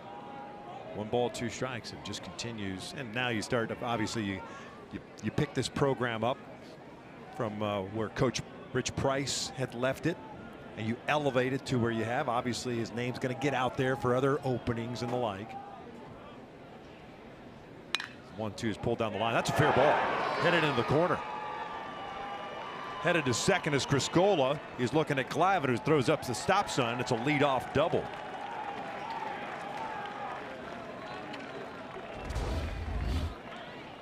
Now 3 extra base hits now for this Northeastern offense. See Criscola able to hook this just inside the foul line. A great look at that, and anything into the right field corner is going to be extra bases here. So second time now in as many innings you get a leadoff extra base hit. Obviously Vagley backed that up with 2 strikeouts, and we had the caught stealing in the top half of the 4th inning. We'll see if the Huskies can try to put together a quality at bat or 2 to get another run on the board.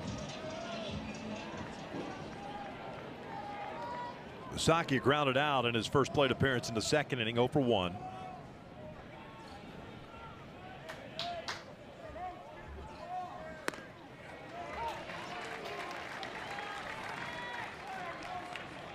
5 strikeouts, no walks, 4 hits allowed for Vegley. 58 pitches. It's the 3rd consecutive inning Northeastern's had their leadoff man reach. This one driven out towards center field. A little bit of a stumble out there. Nice play by Owens, I should say, as he found his footing. It moves Criscola over to third base with 1 out.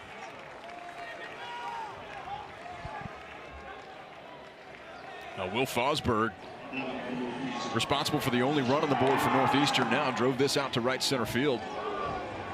Back in the 3rd inning. And the Huskies sure would love another one of those here. Another opportunity with a run 90 feet away and less than 2 outs.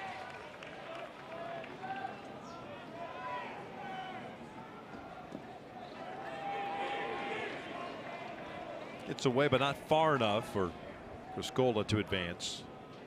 Home run for Fosberg is 3rd of the year. RBI 22nd. Yeah, that last at bat, it doesn't go down in the scorebook as a sacrifice, but works very much the same way. And that's the way that this Huskies team plays offense. It's get a guy on, find a way to get him over, whether that be the stolen base or a quality at bat like that. It results in an out, an F8 out to center field. But now you've got a couple of chances here.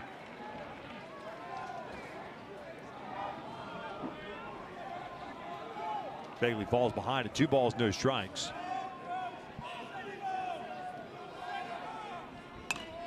Two and one, good pitch in on the hands. Interesting part about all of this is that even with guys on base, been able to limit Northeastern's job. I mean, he's gotten quick outs via the strikeout. Guys haven't been able to run, which is their forte for Northeastern. Yeah, you've really just kind of taken the biggest weapon out of the game so far if you're Dominic Vegley on the bump. 3 and 1. DeGiorgio, 9th place hitter on deck.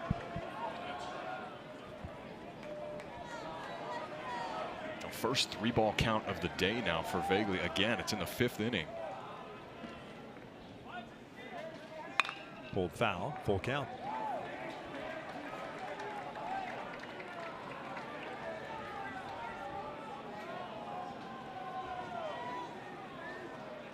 Infield back again for Kansas, as we've been saying. So this is one as a hitter, if you can do anything that you can to get this ball in play, stay away from the pitcher if you can. Even a ground ball anywhere results in an out.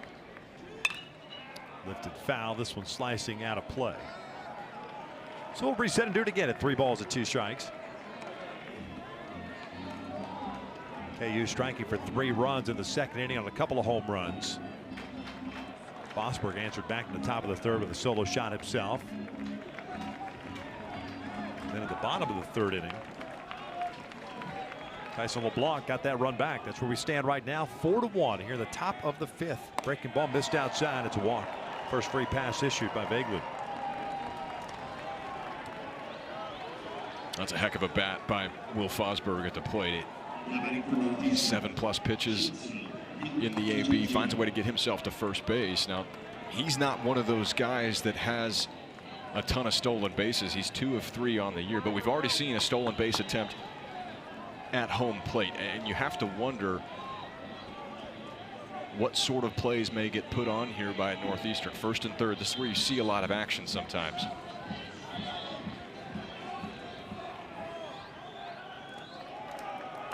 DeGiorgio struck out looking in the 3rd inning. A bunt on the first base line. It goes foul.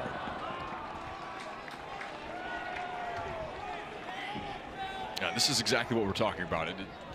You've got to be ready for anything defensively, especially on the infield for the Jayhawks right here. This a safety squeeze attempt, meaning Criscola over at 3rd base is not going on the pitch. So this is one that you've got to see the ball down. And again, not surprising that to see some of this here in this middle portion of the ball game. Small ball offense for Northeastern. The stolen bases that we've talked about, but they've done it with the sacrifice fly, and they'll take their walks too. Going to be tough to find against an arm like this.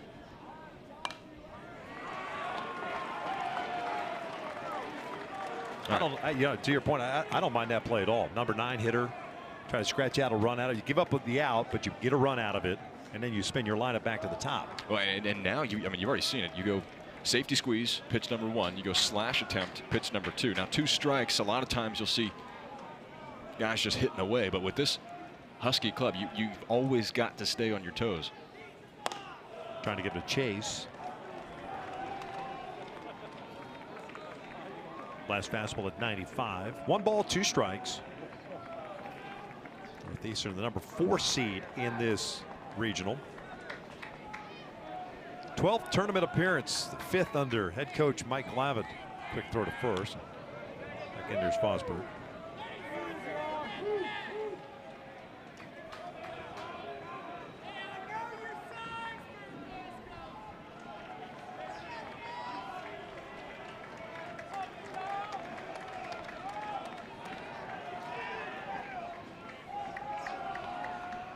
Runners at the corners with 1 out. 1-2. Chopper towards second base. Can they turn 2? They get the lead run. No, he throws it into left field. A run will score. Heading to third is Fosberg. And ending up at second base is DeGiorgio. It's a 4-2 game. And the tying run in scoring position for the top of the order in Tyler Harmony. Just a little rushed up the middle here for Baldridge and LeBlanc. You see this one's chopped. It was going to be a longer toss here, so you've got to move quickly if you're Kansas on the middle infield. And this is one I think that the feet just weren't set for Baldridge. That throw just leaked on him a little bit to the glove side of Tyson LeBlanc, and as his momentum's coming toward first base, it's much more challenging for him to make that adjustment. It's a mistake in the field that Kansas usually doesn't make, and this could prove costly. Now you got the tying runs in scoring position. With a pretty good hitter at the plate. Harmony twice is grounded out. Breaking ball in there for a strike. Yeah, that's one of those plays. If you had to do it all over again, it's like, don't worry about the double play. Give up the run, get the out, and take your chances. Yeah, a couple of hops, towards the 4-hole on the right side was going to be tough. I would think that Kansas themselves would say that they could turn that, but a lot of moving parts on a double play ball like that.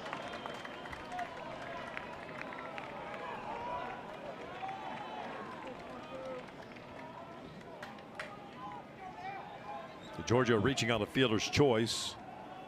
And then the error charge to Baldridge. 3rd of the year. Swing and a miss. Has to throw down to first to complete the strikeout. 2 down. Bagley just trying to take it upon himself to get out of it. That's what great players do. That's what great arms do on the mound. You get some adversity out there for Bagley, and this is one of those innings where you can start to see a little bit of a crack in the armor, so to speak. Then you come back and you get one of the hottest hitters in this Northeastern lineup to swing over a breaking ball down and in. And 6th punch out of the day, and right now just extending that single season record that he's broke already this afternoon. Feinberg looks at a strike. Harrison is 0 for 2. Struck out in the 1st inning, got jammed in the 3rd inning. He'll come back to the mound. 4-2 KU, 2 in scoring position for the Huskies. Top of the 5th. 0-1. Little tapper foul, no balls and 2 strikes.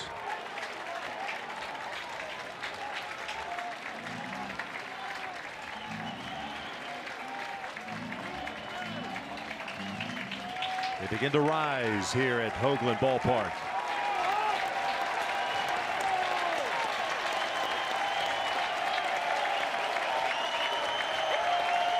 Oh, 2. Chopper towards second base. Baldridge to his left. Bagley gets out of it. Northeastern strikes for a run. They cut the deficit in half, and KU will certainly take it.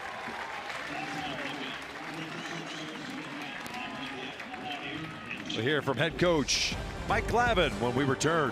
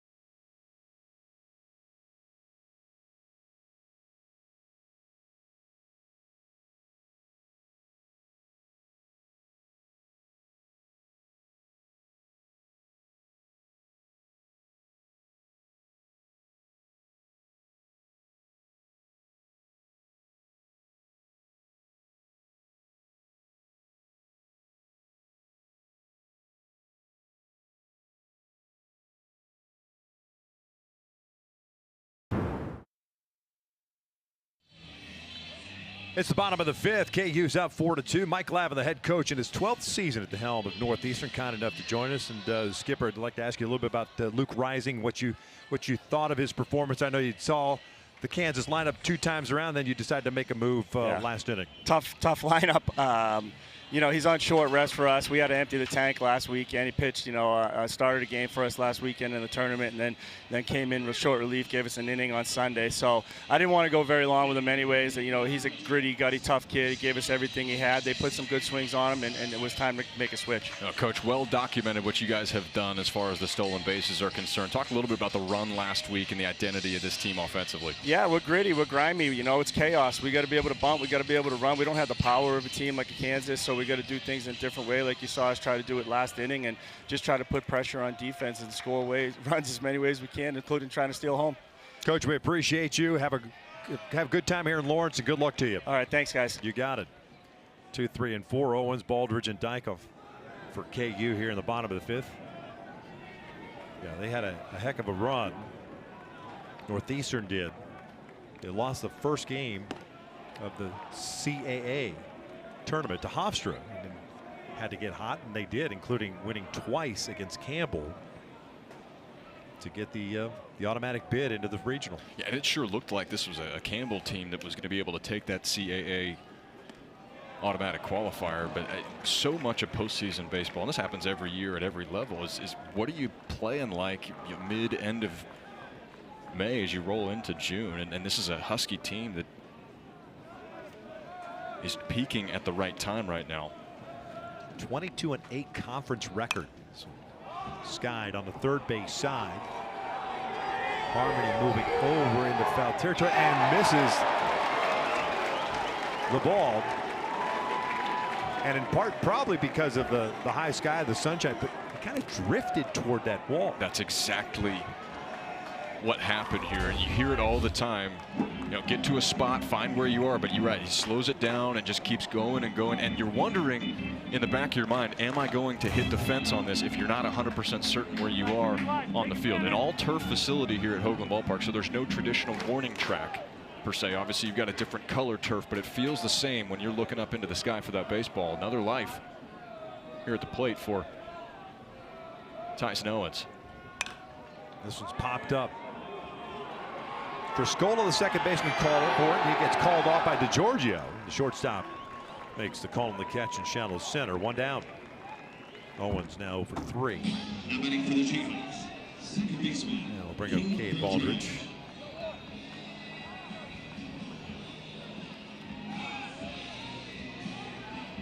Talking about Northeastern, the 22-8 conference record, their 4th 20-win conference season in program history.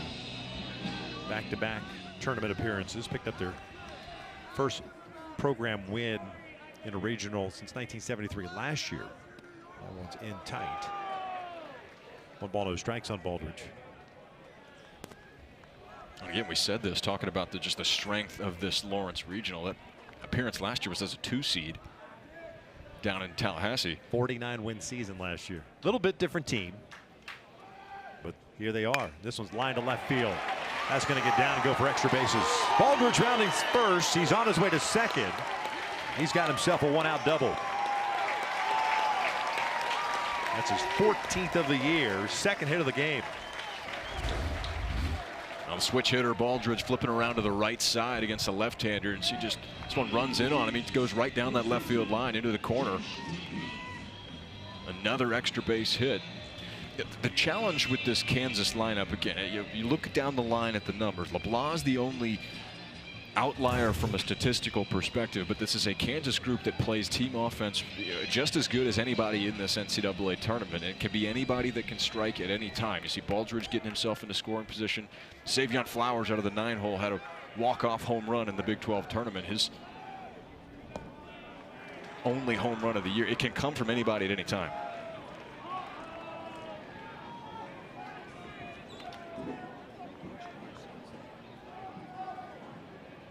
So far today, it seems it's one team scores, the other one seems to reply. KU trying to do that after Northeastern getting on the board at the top of the fifth. 4-2 KU. Opening game of the Lawrence Regional. Arkansas, Missouri State a little bit later on tonight at 5 Central. Would you have guessed that the clouds would have disappeared, the sun would have come out the way this morning kind of started? Not with the way that it has looked around here. It's turned into a gorgeous day.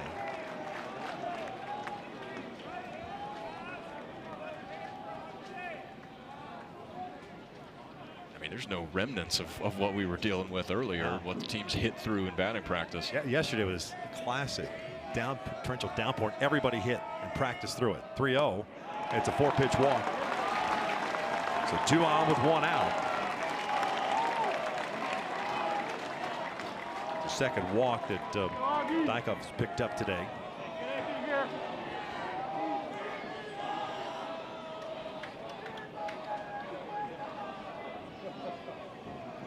See a mound visit here, and I think this is a wise decision. You get a couple of men on.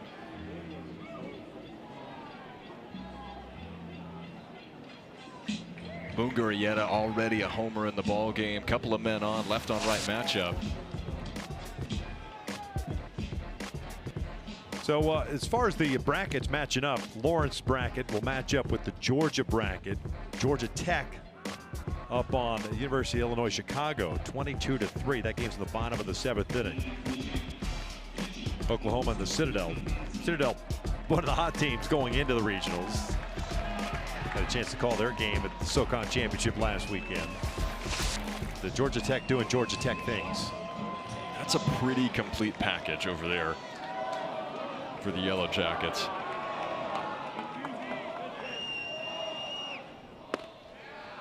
Augie takes a strike on the breaking ball. 2-run home run for Mungarieta. Second, that was the 16th of the year, and 49 runs batted in. Then was hit by a pitch on a breaking ball in the 3rd. 1 for 1. Baldridge at second, Dykov at first.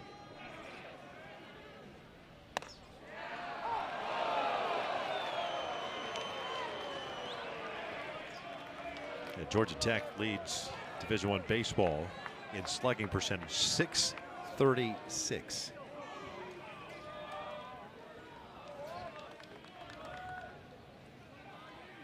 Oh, 2 off the plate. 1 ball, 2 strikes. No, it's interesting enough. This is a matchup that actually favors Northeastern. For Mungarieta, the OPS dips over 500 points against left-handed pitchers. So he was able to hang around here 1-2. Way outside. Heck of a job by Fosberg.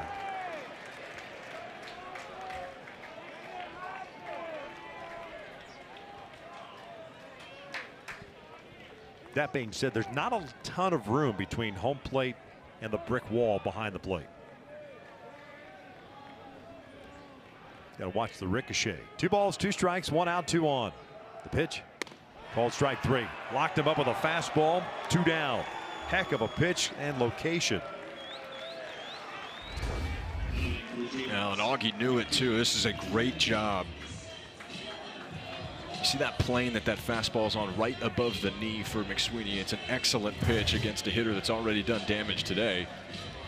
You know, as we've seen Dominic Vagley respond to some of those adverse situations with traffic out there. David McSweeney doing much of the same here in this 5th inning. Got a product of a hitter looking for spin. Yeah, especially when you get frozen like that on a fastball that's in the hitting zone. We've already seen a similar pitch leave the ballpark off the bat of Mungarieta. That's one that you're either looking out over the plate or you're protecting against that breaking ball. Jordan Bach, the right fielder, 0 for 2. A ground ball to second, a fly ball to center. 2 outs now.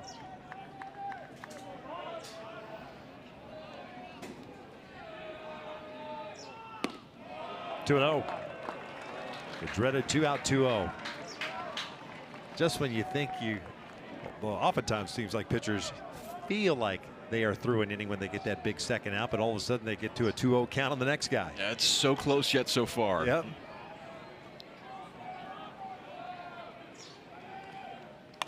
Bach gets jammed, pops it up.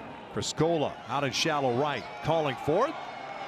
5 complete here in Lawrence. The Jayhawks hosting the regional for the first time in their program history. Leads at 4-2 as we head to the 6th.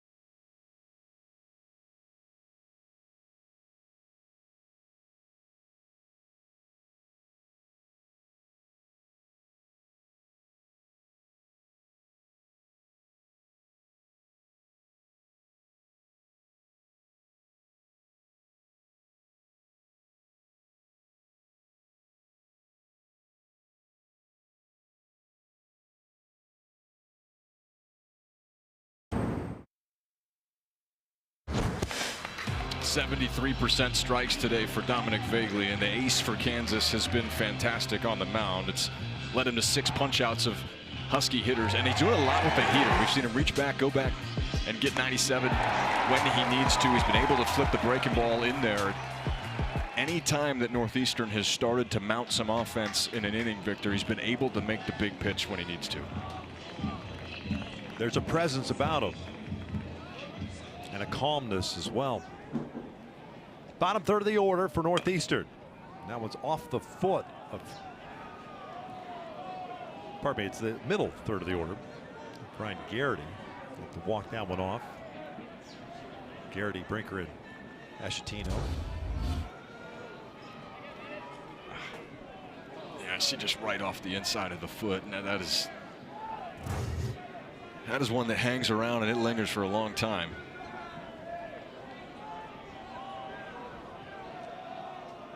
You do that often at TCU? Yeah, and every time I did, I'd put the shin guard on, and then I'd go right above the shin guard.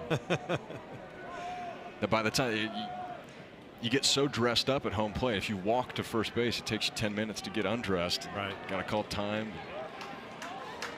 You know, for Garrity, a guy that is fleet of foot, 20 of 25 in stolen bases on the year, so that's one to monitor if he gets on base again. 2 for 2 on the day. Trying to walk it off, just keep it as loose as you can. Garrity singled in the first, tripled in the fourth. And he lines this one to right field. He got a little bit of an off-speed pitch and hung up. Leadoff single. 4th consecutive inning Northeastern's had their leadoff man reach. Now plenty of chances, and now we'll get a chance to see. You have to think at some point you're going to see Garrity at least attempt a stolen base. For the most part, Dominic Vagley has been excellent at controlling this running game purely by keeping himself out of situations where you're really going to see the Huskies take off. But now you've got a real threat over there at first base, nobody out in an inning, and just a 2-run ball game.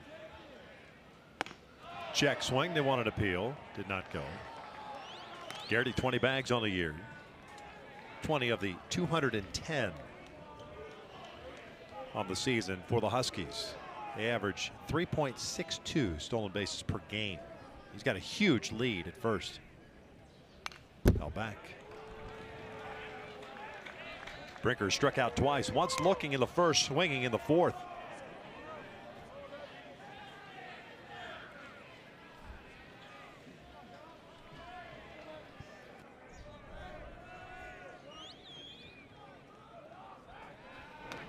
Quick throw over, and Garrity's back.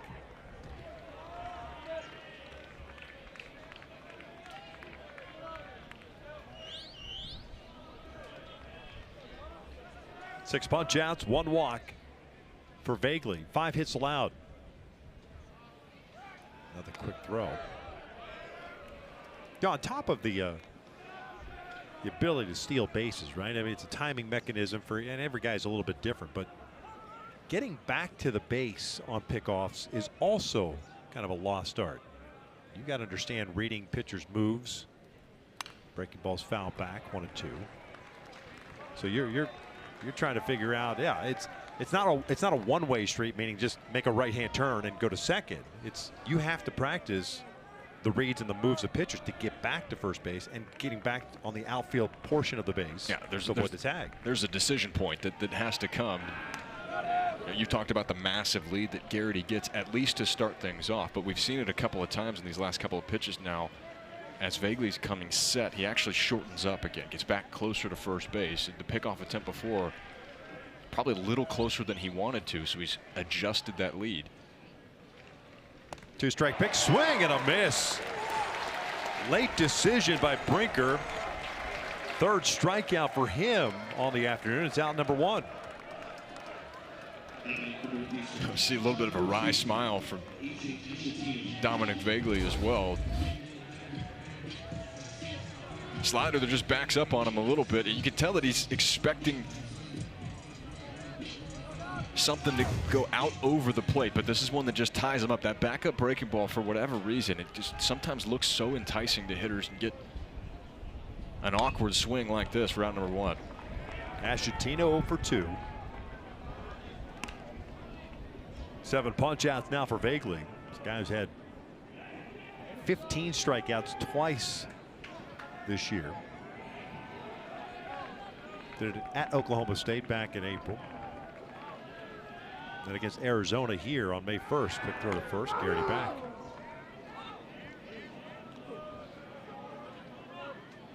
Four double-digit strikeout games for Vagley. There's Garrity's offense versus the rest of the team. But it's still just a 2-run deficit for Northeastern. Yes, he did. Did not hold up with a high fastball. Yeah, they're hanging around, but you talk about the offense with runners on base and traffic. That's where it just hasn't been. You're 0 for 8 with runners on, 0 for 6 with runners in scoring position for the Huskies today. Had plenty of chances with guys out there, just haven't been able to come through with it. Yeah, that's close over first base.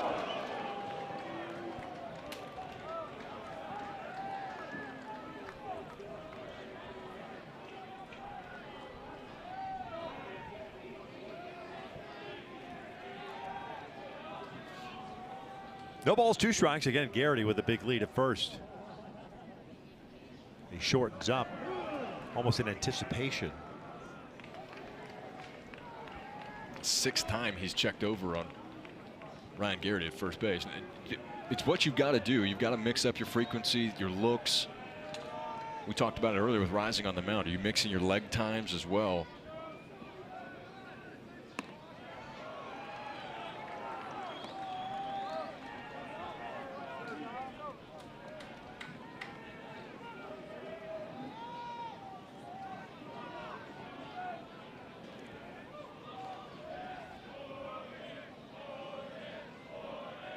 One, two. Pulled to first and past the diving first baseman Dykhoff. Headed to third base is Garrity as the throw gets cut off. So Northeastern with runners at the corners here, 1 out. Down by 2.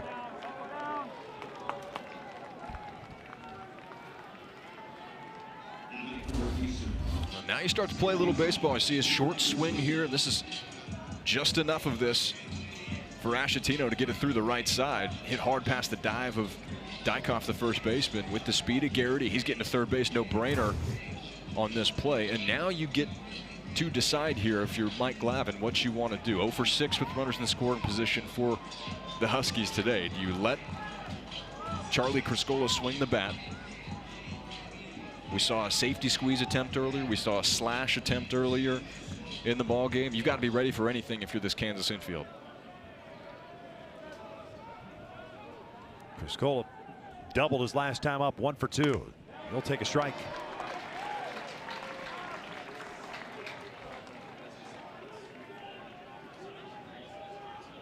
Double for Criscola, his 7th of the year. Got 28 runs batted in on the season. Ashatino with a big lead, 16 stolen bases for him at first base. Little chopper toward third base. They're going to come home. No, they go to first. They get the out. The run scores, and at second base he's safe, able to get the hand in there. I'm very surprised that Schlotterbeck did not come home, because it was a little bit of a late break from third from Garrity. 1-run lead now for KU. It would have been a tough play.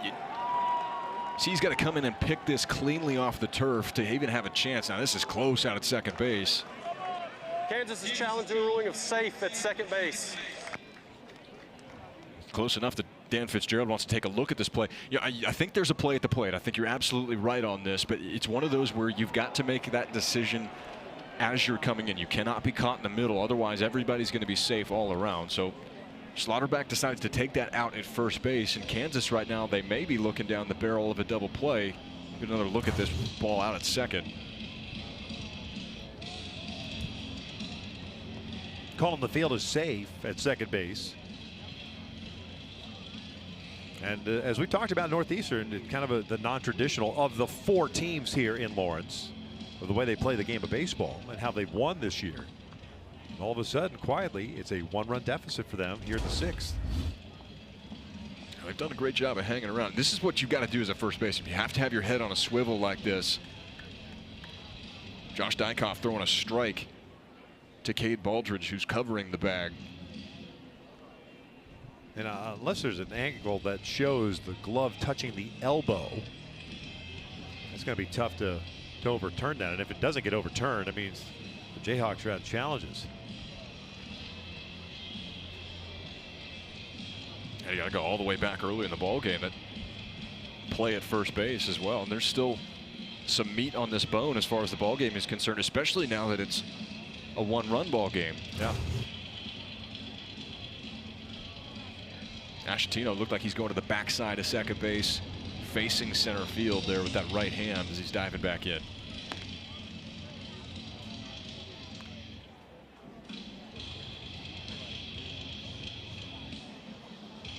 I'm with you, though. I think there's a play at the plate on this ball if you make that decision as soon as you see it chopped up. Now, it would have been bang, bang, very similar to a play we saw Baldridge make earlier. That ball's got to be in your glove very little time for it to result in an out.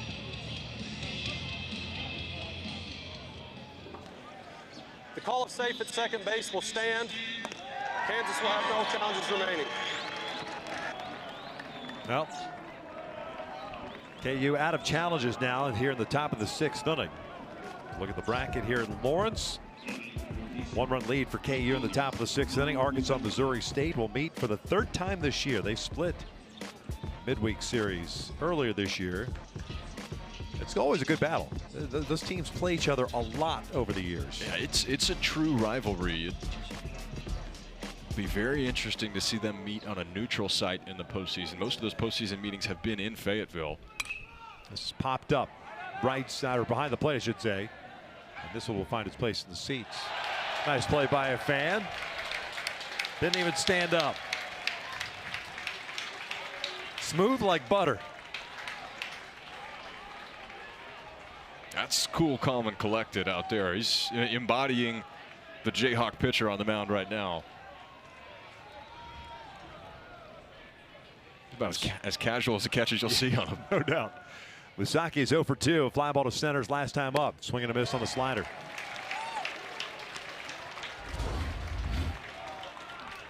Here's the play.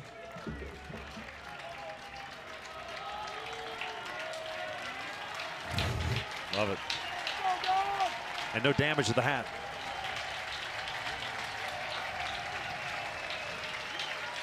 Oh, 2 now. This is hit toward short, sharply hit. One hopper. LeBlanc's got it. Inning comes to an end, but not before Northeastern continues to chip away. They get 1 as we head to the bottom of the 6th inning. Jayhawks still lead it by a run.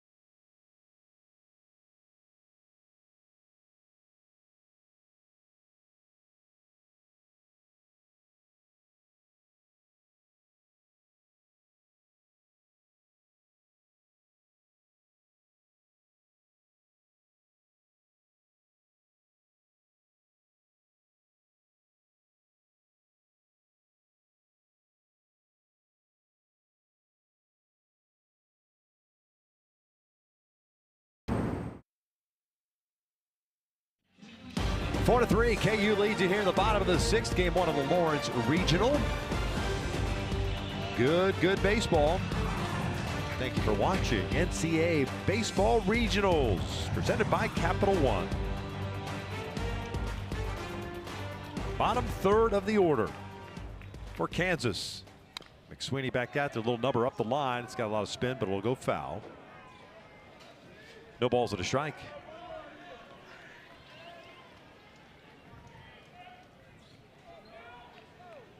how important is it for McSweeney to continue to keep his team in this thing? Northeastern just clawing away. This is what they've done. You heard it said earlier by Mike Glavin. I think the words used were gritty and grimy, and that's what you're seeing this team embody here as they get into the postseason. Pulled down the line, but just out in front of it, so it goes foul.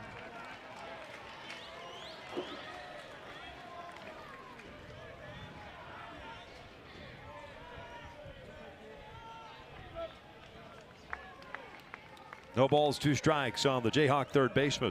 Osorio to follow, then Flowers.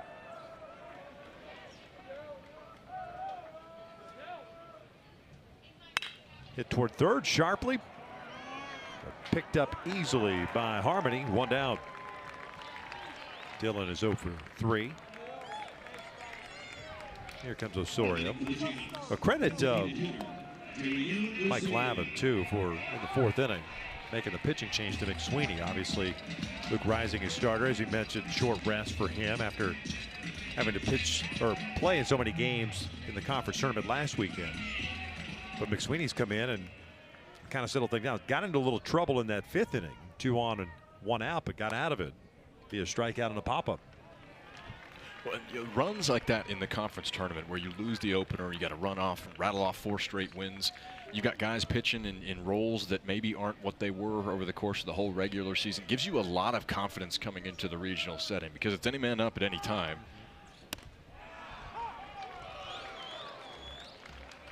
That's what it's all about at this point. Finding ways to win games, and it really doesn't matter what it looks like. Yeah, the old winning ugly adage. Whatever it takes. Osorio pulls one down the line. That'll go for extra bases. The big man turns on his way to second extra base hit of the game for the Jayhawk DH.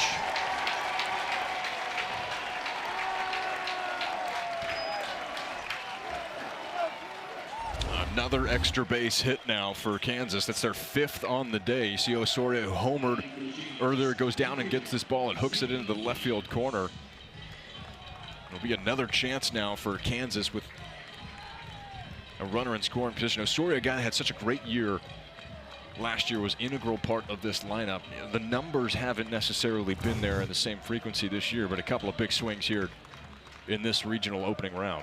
They had 324 a season ago. All Big 12 second team. Came in batting just 225 on the year, but hit his 8th home run. That was in the 2nd inning, a 400-foot shot. Now picks up his 10th double. So he's in scoring position with 1 out. Flowers struck out in the 2nd, walked in the 4th.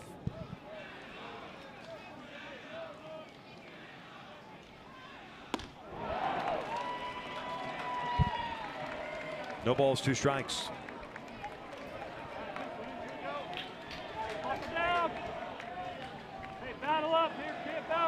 Savion now 6 for 21 on the season. Top of the order, and LeBlanc on deck. Outside trying to get him to chase and expand the strike zone.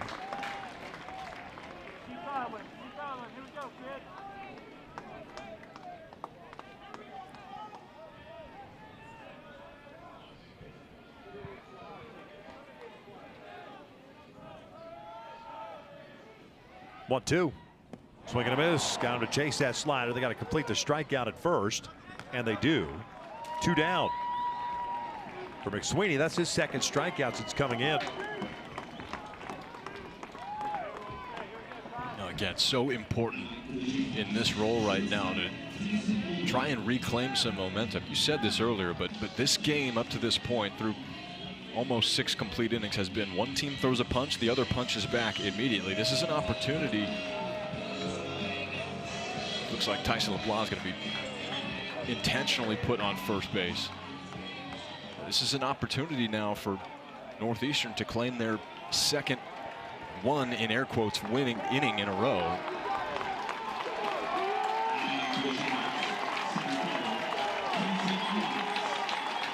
So 2 on with 2 outs.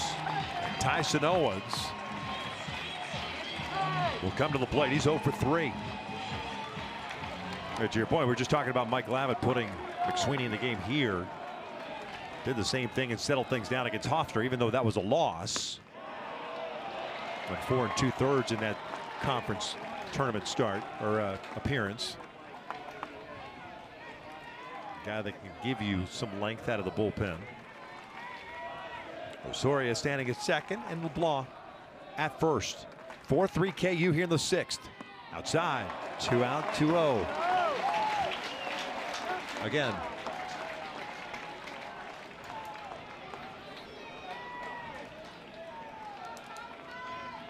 I see a little bit of a breather here. That's a Kansas team that's done so well in these situations over the course of the season. Still looking for their first hit with a runner in scoring position today.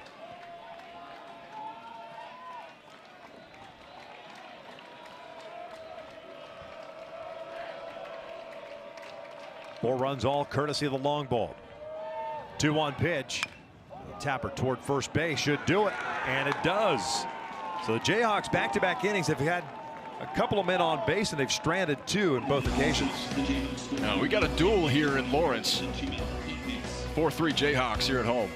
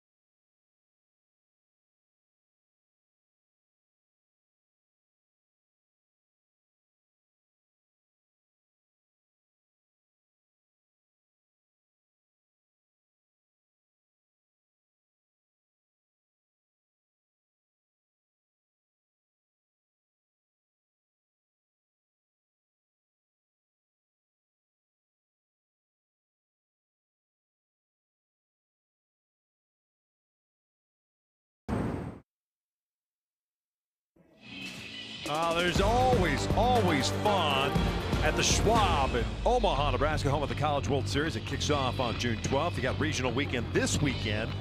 Next weekend, you've got the Supers, which leads us to Omaha. 93% of regional winners won the opening game.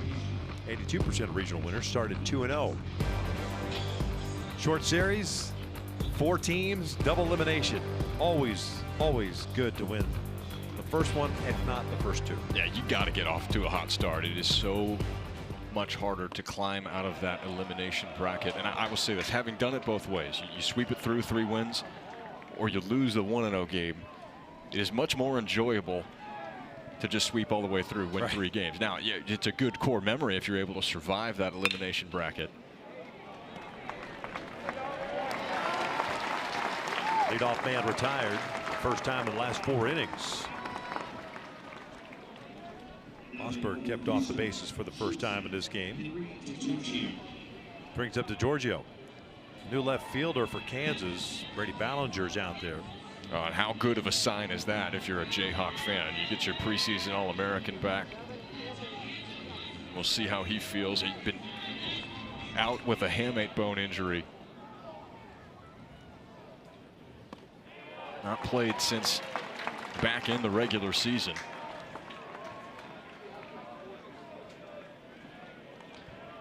The Giorgio 0 for 2, a strikeout, a fielder's choice.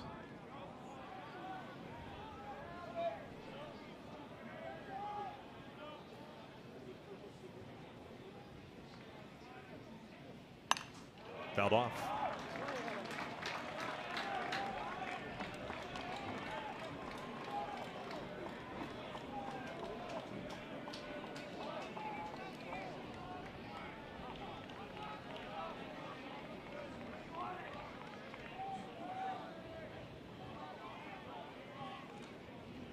96th pitch of the afternoon. Swing and a miss. Down goes to Giorgio.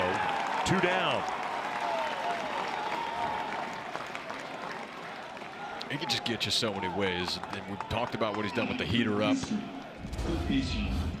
Went back and grabbed a couple of extra miles an hour. This is a breaking ball that's just down and buried. And there's nothing that Henry DiGiorgio can do with this besides swing right through it. Punch out number 8 on the day for Vegley.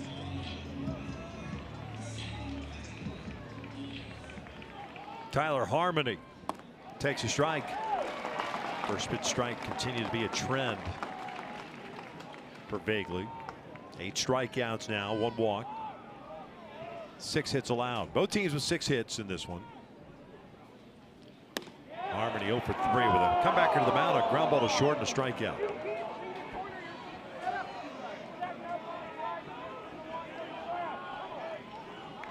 The moans and groans with every pitch here at Hoagland Park. 1-1. There's a shot through the left side, a base hit. Pretty good piece of hitting.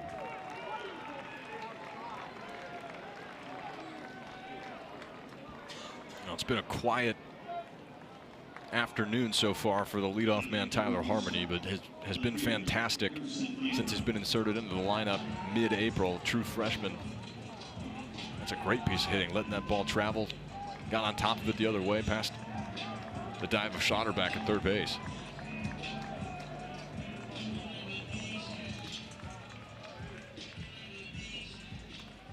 Vegley's only had 1, 1, 2, 3 inning. Now he's back in the second inning. So he's had traffic. He's dealt with the traffic. Big swing and a miss by Harrison Feinberg, fooled on the breaking ball. Feinberg's having trouble, or he's had trouble in his first 3 plate appearances against Vegley. Strikeout and a couple of ground ball outs.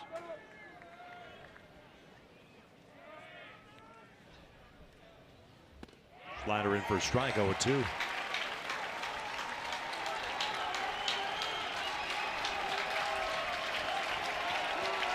Back on their feet at Hoagland.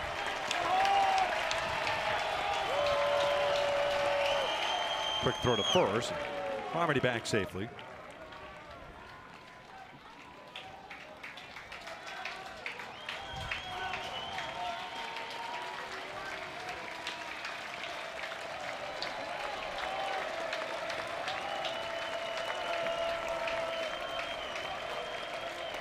Here comes the 0-2. The runner takes off. Swing and a miss. Down goes Feinberg.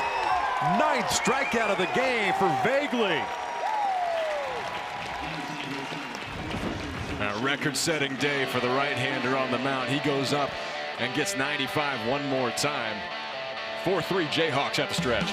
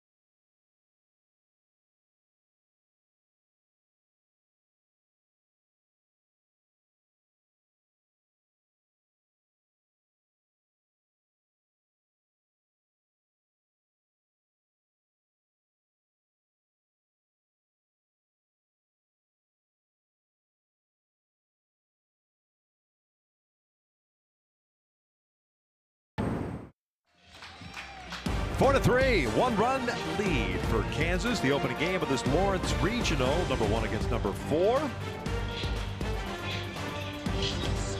The tight ball game as expected here. ESPN is the home for NCAA college baseball regionals. For around-the-clock multi-game coverage, scan the QR code below. ESPN Plus subscribers can access expanded coverage with Squeeze Play.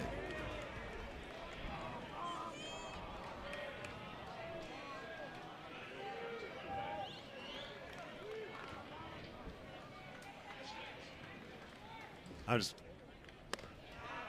3, 4, and 5 for the Jayhawks here in the 7th. Baldridge, Dykoff, and Mungarieta. Packed house, capacity crowd. Those set records all weekend long here.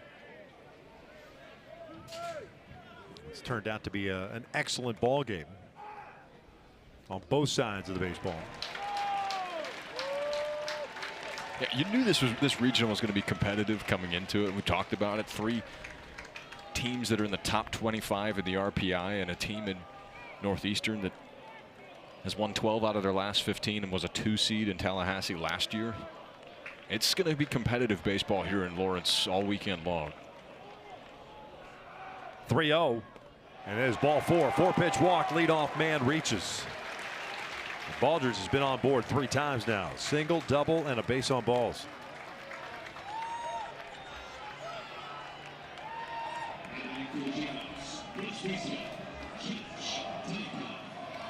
Fast-paced offense for Kansas back in the 2nd and 3rd innings. Of course, all of those runs coming via the long ball. And since then, you've mentioned a couple times the pitching change going to David McSweeney at that time. I think right now that's one of the moves of the game that certainly changed the tide for Northeastern, gave a little bit of a different look for Kansas at the plate. McSweeney's been great.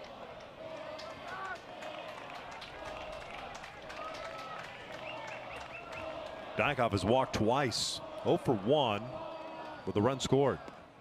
That's 5 out of the strike zone. You're starting to get the ball 5, ball 6 chance going here at Hoagland.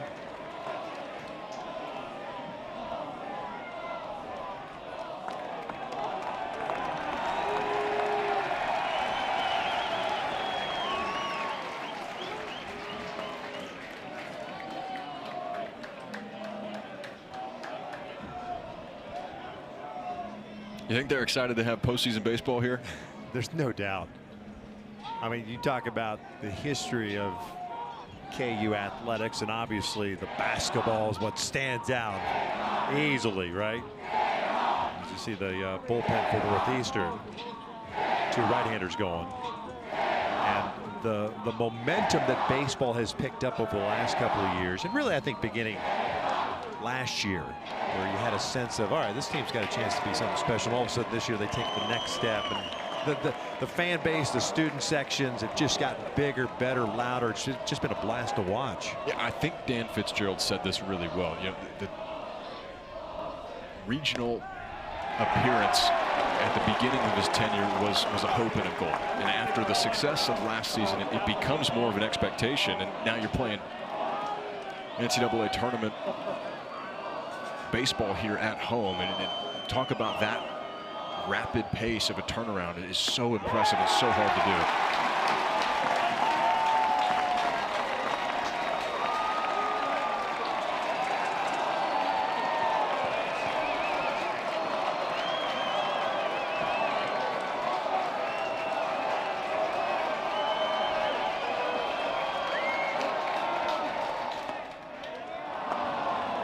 Broke the string.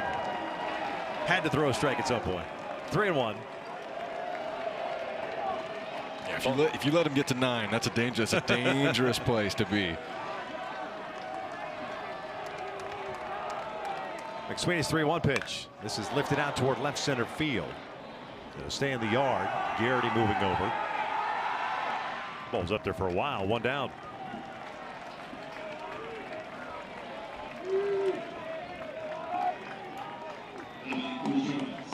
Now just 2 hits with runners on combined in this ball game between these 2 teams, and of course we've seen the home runs, 4 of them in this game total, 3 for the Jayhawks, and that really is the difference right now.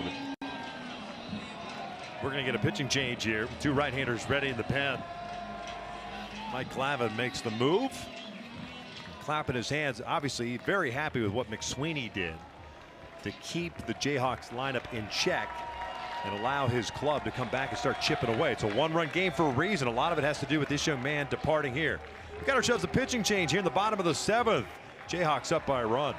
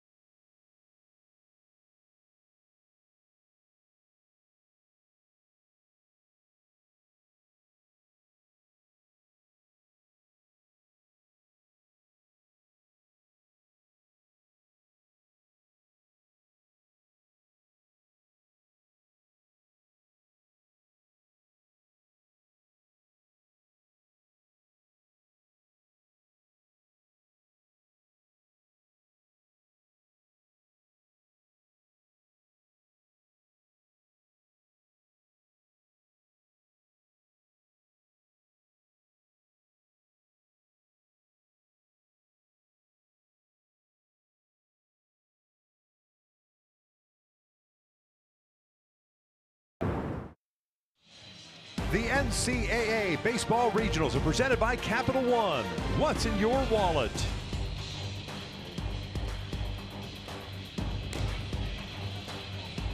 Seventh inning here in Lawrence, Kansas. The opening game of this regional. KU up 4-3. They've got a man on with one out. It is a hot, muggy one here this afternoon, and opened up the day with some clouds and rain throughout BP, but there's been nothing but sunshine and good baseball so far. Andrew Wirtz takes over, 20th appearance for the right-hander, and he'll come on to face Mungarieta with a man on and one out. Now, this has been the guy at the back end for Mike Glavin's club. 4 appearances in the CAA tournament last week, 6 saves on the year for Wirtz. The stuff won't blow you away, but another one of those guys that will compete in the strike zone. Interesting that it's a right-handed arm, because what we had seen before with Augie Mungarieta, who will be coming to the plate, 232 against left-handed arms. It's a much better split against a right-hander, so this will be an interesting matchup here coming up.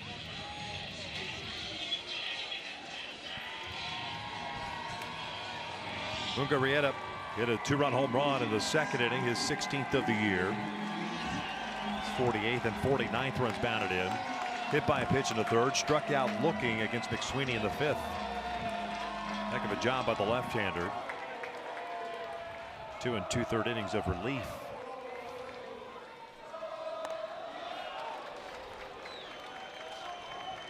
No balls and a strike. Jayhawk catcher.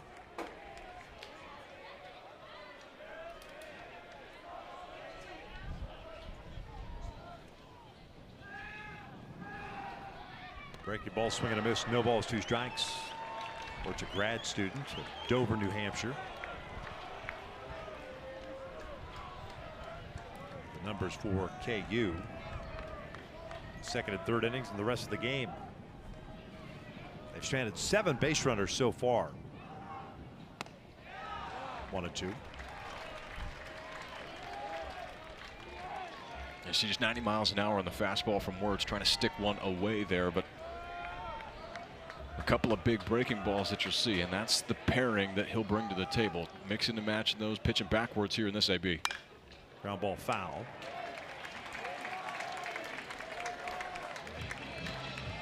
I was talking about the move earlier, but you look for Augie Mungarieta. OPS against left-handers 662 for the year. That jumps up to over 1,100 against right-handed arms. It has very much been a lopsided split for the Jayhawk catcher.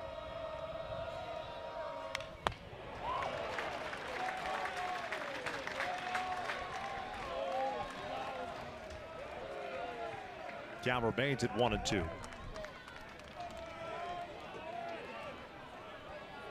And always a danger to leave the yard. Jayhawks looking for some insurance. Northeastern trying to keep it where it's at. This one skied fouling out of play. Now, if you're Northeastern, the way this game started with the long ball for KU, down 4-1 in the 3rd inning, you're sitting there going, well, we better keep this in check. Otherwise, that separation is going to be tough for us to to chip away with this year's ball club, right? The base running and the like. Yeah, it's tougher to manufacture a big inning like that as opposed to getting a couple men on and running into one. Swing and a miss. Got him upstairs with a high, hard one. 2 down. You know, it's just a really good job by Wirtz coming into the ball game, and you get a hot hitter here in the postseason for Kansas. And Augie Mungar, he had a swinging through a fastball, and like we saw with Dominic Bagley, that's Wirtz going back and getting an extra couple of miles an hour. Bumping 94 on that fastball up. Going to be very tough to even stay alive at all as a hitter. It's a nice job by the right-hander to get out number 2.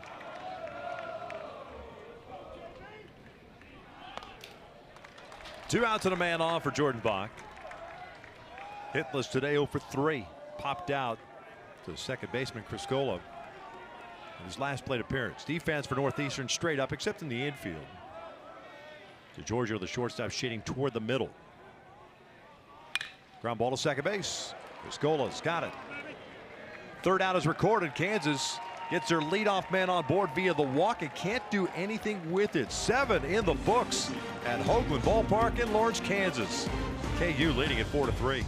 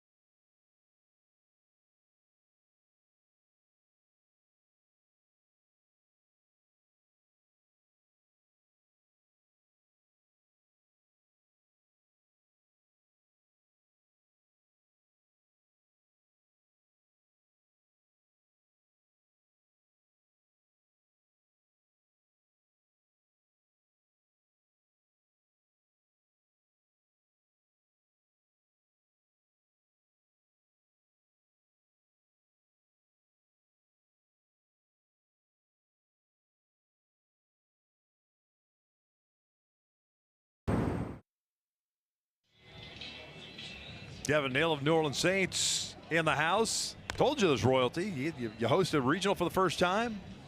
The big dogs come out. New pitcher on the bump for the Jayhawks as we open up this 8th inning. This guy's pretty good too. Yeah, I think you could put it that way. It gives you a sense of where this ball game is. Both our closers are in the ball game here relatively early. 6-1 for Ray on the year. Tacks on 9 saves to that, and he's been fantastic on the back end for Dan Fitzgerald's club. Punched out 65 and only walked 16 in 50 innings of work. Another guy that will mix it up with a couple of breaking balls and a changeup that he'll throw to right-handers as well.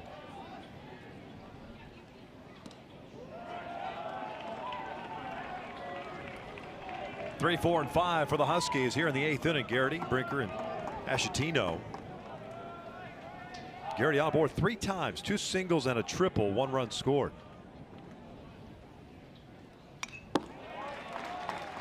Pretty clean pass at that fastball. 1-1. Both of these stoppers, and Ray and Wirtz on the other side, not afraid to go more than just 3 outs. 3 out of the last 4 save opportunities for Ray have gone more than just a single inning.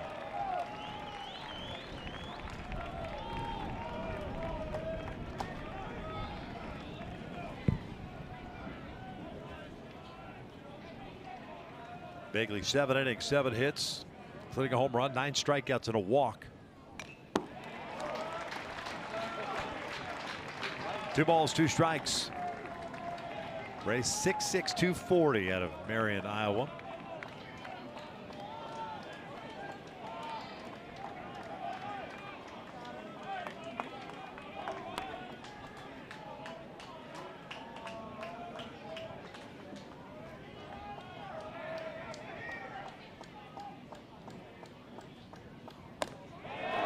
Called strike three. Gets rung up on the outside part of the plate. And Garrity certainly does not like that call. One down.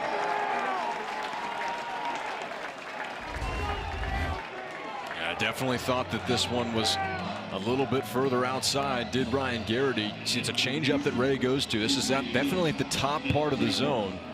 And it's one that you're not looking for as a hitter. Normally when you see changeup, you think that's going to be down on the bottom, but Bodie Ray gets away with one here to start the 8th inning. You keep a dangerous leadoff man off base pass here. You think it was up or out? Or both? Yes. Brinker looks at a strike. If there's anybody that's happy that Bagley is no longer in this game, it's this man right here, the DH for the Huskies. 0 for 3 with 3 strikeouts.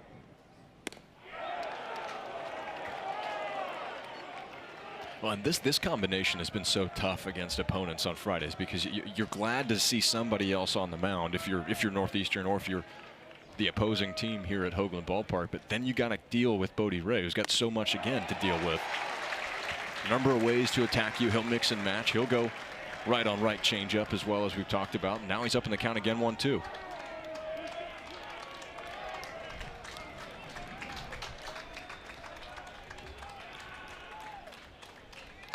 Now back.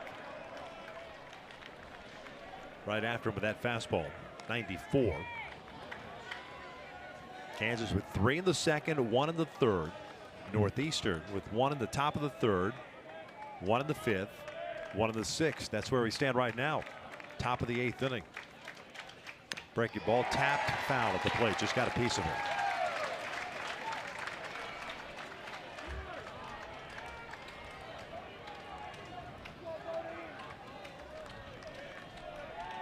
Capacity crowd here.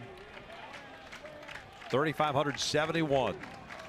New attendance record at Hoagland. This is pulled foul. Previous high 2,674. And that was April against Nebraska. A former Big 8 foe of the Jayhawks. You're taking it back a little bit there with that one. Yeah. 1-2, swing and a miss. They turn down to first to complete the strikeout. 2 down. 4th strikeout of the game for Brinker.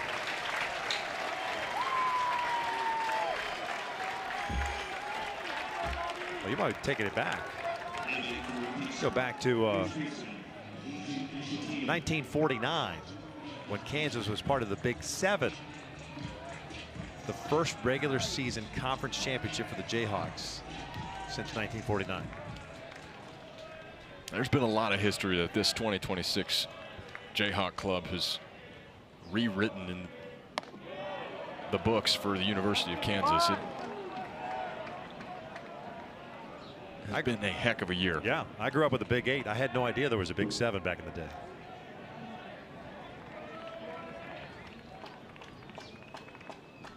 Ashatino loops this one out towards center field. Not very deep. Sliding. Did he get the glove underneath it? He did. Tyson Owens with a terrific play for out number 3 here in the 8th. Now you've got to be this clean and this crisp late in a ball game here. We've got a close one. Tight baseball down the stretch. 4-3 Jayhawks, bottom of the 8th.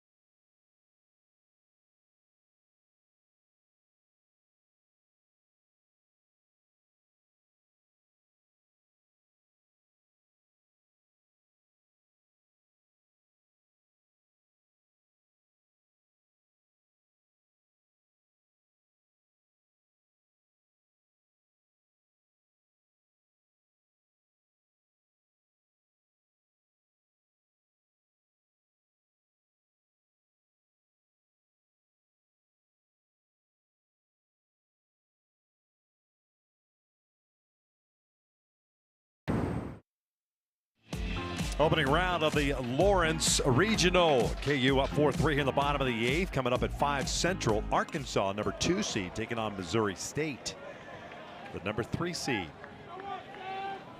4 very, very talented, good teams in this regional here in Lawrence. Bottom third of the order for KU, looking for some insurance in the bottom of the 8th. Slaughterback lines one to left field. It's a leadoff single. First time he's been on base. See if KU could do something with that. They've stranded 8 so far in this game.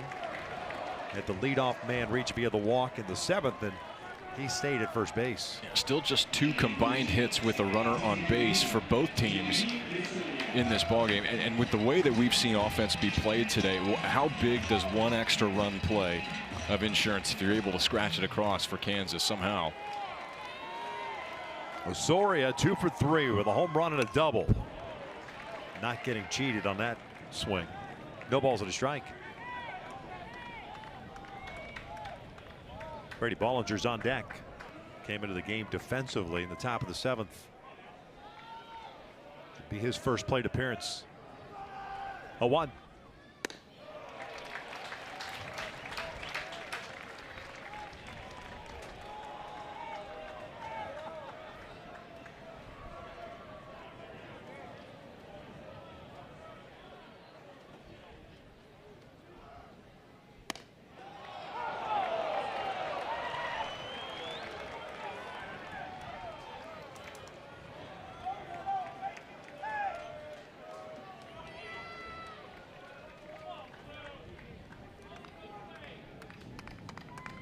There comes a 1-2. Breaking ball a little bit high. 2 balls, 2 strikes. The backyard's been quiet down in left field. Some home runs hit to left field earlier in this game. Standing room only section. A chance to watch a really good game. 2-2. That is a called strike 3. 1 down. That's a great job by Wertz going up and out there with a heater. You see Osoria didn't like it. He thought that was away from him, but had floated with it a couple of pitches prior. And you hear this Kansas crowd getting excited to see Brady Ballinger make his first plate appearance here in the last couple of weeks. Last played on May 16th at BYU with that hamate injury. And as he was stepping to the box, he waved at the crowd to stand up. Love that energy. First pitch breaking ball misses. Ballinger, 286 hitter this year. 7 home runs, 43 runs batted in. A preseason All-American has not quite gotten it going to the same level as 2025, but he is liable to leave the yard at any time. Pulled foul.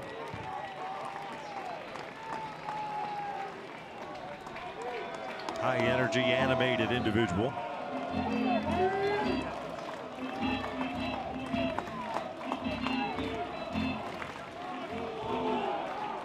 Junior out of Las Vegas.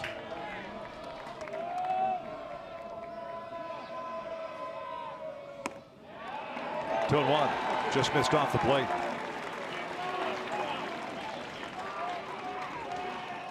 I think he's got a little bit of adrenaline pumping through the veins right now. No doubt. It's when your heart rate starts to bump a little bit. This is looped out to left center field, a base hit. Slaughterback will stop at second base.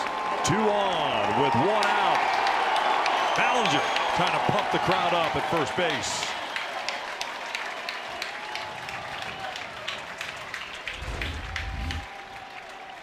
Now just a pretty swing coming back off the shelf. And with that hamate bone injury too, that is one that you're just dealing with discomfort. That's really the name of the game here. And how about going down and getting that ball at the bottom of the zone, shooting it just left of center field. That's a really nice piece of hitting, especially when you've been on the shelf the last couple of weeks. And don't look now, but that flips the lineup over again for Tyson LeBlanc. Leadoff man and shortstop. 1 for 3 with a home run back in the 3rd inning. Program record 20 seconds. Swings first pitch, fouls it back. No balls and a strike.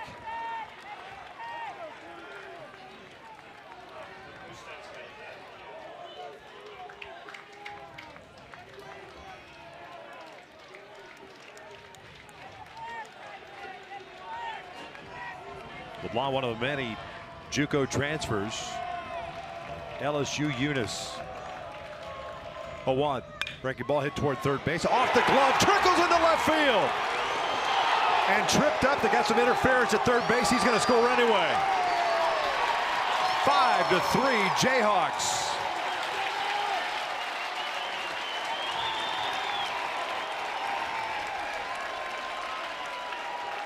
Right man at the plate looking for insurance.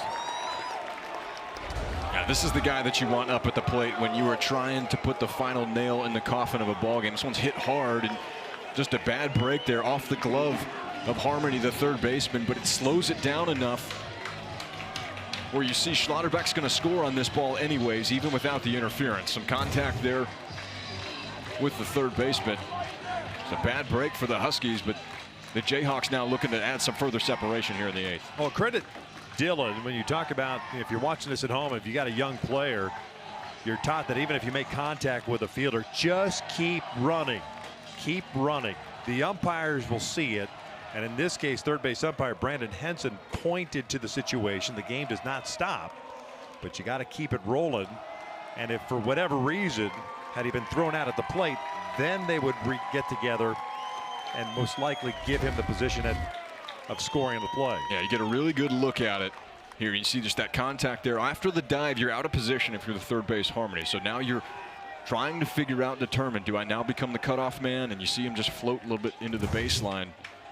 That's all that contact takes. You're exactly right, though. Just run it out where that call doesn't even matter if you can. A little offensive timeout here for the Jayhawks. And credit Tyler Hancock, the third base coach, because that ball got out to left field. Hancock said, keep going, keep running in that situation. First and second, one out. LeBlanc is credited with a single and an RBI. Tyson Owens, the batter, lays off.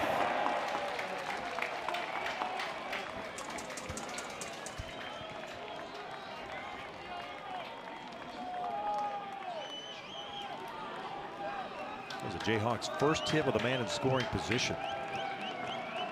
The other 4 runs had come via the long ball. 1-0 pitch. Called strike. 1-1. Owens in this one 0 for 4. Strikeout, fly ball to center, pop to short, and a ground ball to first.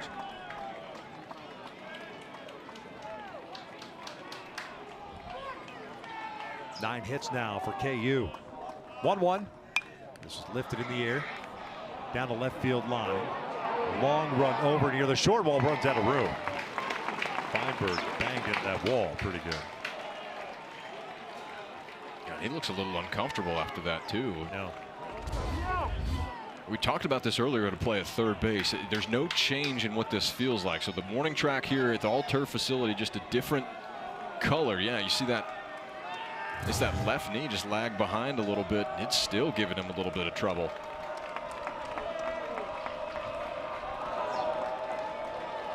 One-two pitch. This is lifted in the air. Shallow right field. Sakia comes running in, makes the catch. 2 down. You know, the interesting play about that in left field with Feinberg going into it. Sometimes you see the padding on the wall and you anticipate, even though he glanced, he saw the wall was in his sights, that you think in your mind there's padding there and it can absorb the blow. Well, oftentimes that padding is like a brick wall, man. Yeah, what's on the backside of that padding and what is being padded is usually pretty firm, but it is still giving Harrison Feinberg some fits out there in left. And you certainly hope, not only for his sake, but for Northeastern as a whole, that it's not something that lingers. Well, if the extremities are still attached, he's playing this weekend. Absolutely, no doubt. Baldridge at the plate, takes a little bit high. 1 ball, no strikes on the Jayhawks second baseman. Multi-hit games, been on board 3 times, 2 hits and a walk. Ballinger at second, LeBlanc first. 5-3 Jayhawks here in the 8th. They've added 1. That's lined out towards center field. Not very deep. Garrity coming on. It'll fall in there for a hit. Ballinger will score. 6-3 Jayhawks.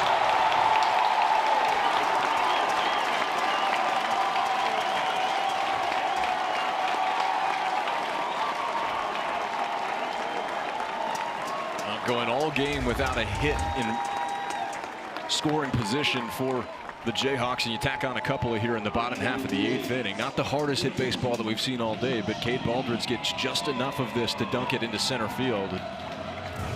With 2 outs, everybody's running around the bases. You got a chance to put some more up. Runners still on the corners now for Kansas. Kevin Cobb, the associate head coach, out to pay a visit.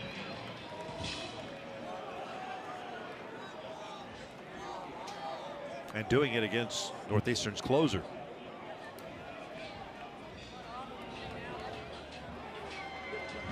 Give Ray a little more cushion going into the 9th inning, although didn't have any trouble in the 8th in his first inning of action, retiring Northeastern in order. Now, I'm sure that Bodie Ray would tell you he doesn't care if it's a 1-run game or a 5-run game, but I think for Dan Fitzgerald and his coaching staff, the more that you can tack on here, the better that you're going to feel. Although, as is the case always with postseason college baseball, nobody is comfortable until that 27th out is recorded.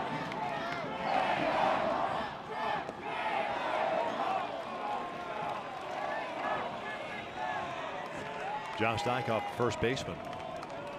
2 walks, strikeout, a fly ball to center. 0 for 2. Baldridge over at first has 6 stolen bases on the year. That's skied on the left side. Harmony never saw it. DeGiorgio had to come over from shortstop and make the catch. Harmony immediately gave up on that ball, but the 3rd out is recorded, but not before the Jayhawks strike for 2. And a couple of massive insurance runs. We'll see if Northeastern can do something with a 3-run lead for the Jayhawks going to the 9th.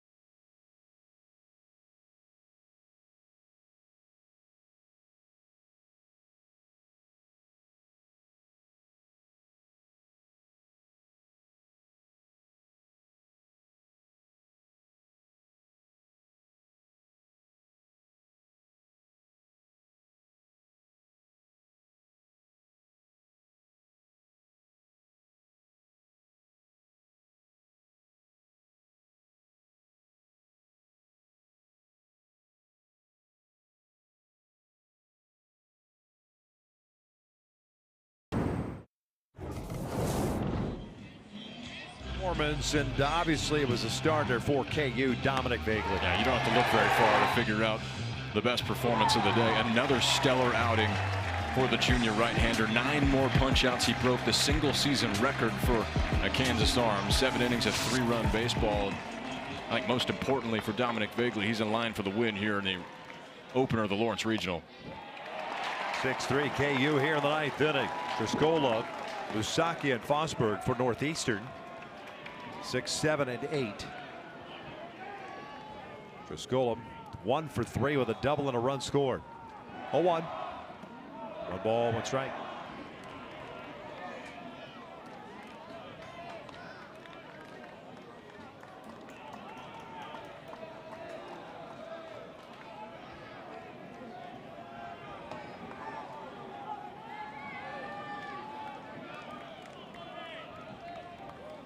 Seven hits for the Huskies this afternoon.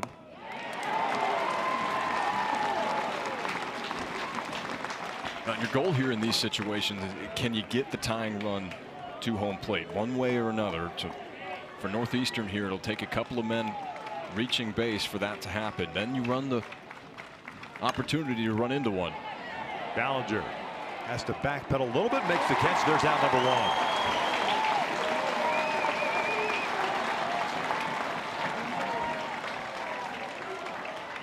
go back to that third inning, really for Bagley, although he gave up a run in the sixth, but it's that third inning where you had the error by Baldridge. It kind of kept that inning alive, but Northeastern only scored one. Had runners in second and third. Bagley got out of it. The one true opportunity to kind of make some noise and even tie that ball game up at that point. Yeah, that really was the pivotal point, at least in the ball game to this point. If Northeastern was going to break through, it felt like it was going to be there. And still got a couple of outs to play with, but you're going to have to pull a rabbit out of your hat if you're the Huskies here and manufacture something with one out already in the ninth. 2 balls, no strikes. Osaki is 0 for 3.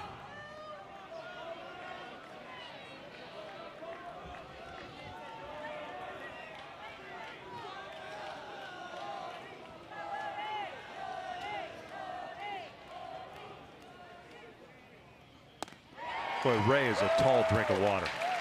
6'6", I know that's big, but for some reason it just looks bigger here in person. You know, and it's a motion and mechanics that you don't see every day. You know, you certainly will see something that is a little bit more unique, but the mix that he brings, and there's a lot of moving parts where you've got to find that baseball as a hitter. 2 balls, 2 strikes. It's almost as if there's a little bit of a fall off to the first base side. And as a left-handed batter, also you see that change of arm side run. Difficult.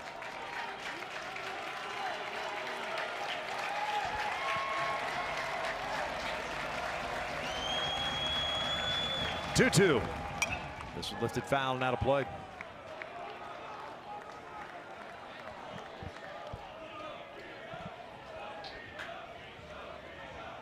I'm really impressed with how Kansas has managed this Northeastern base running that we've talked about and highlighted so much in this ball game. That's been the calling card for the Huskies offensively, but has almost been a non-factor in this ball game. Foul. Ran that one up and in on him.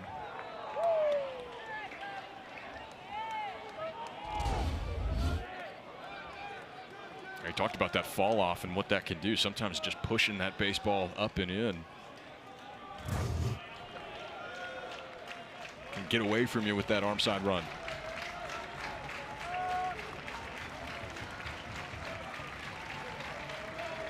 Fosberg on deck.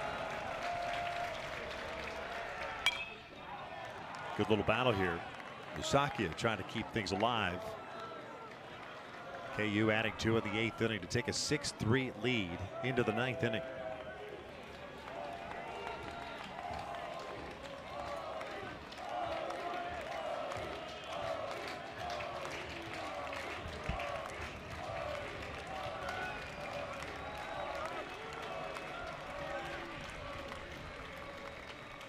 Do it again.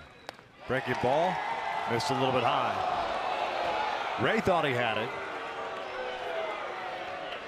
Full count. And we've seen some of those high strikes called too. It almost looked like Augie Mungarieta behind the plate gave up on that ball a little bit.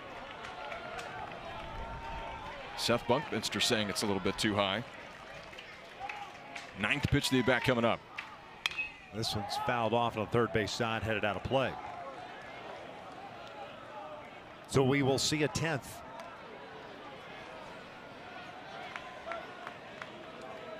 KU trying to wrap up the victory and play in the winners bracket game tomorrow night, 5 Central.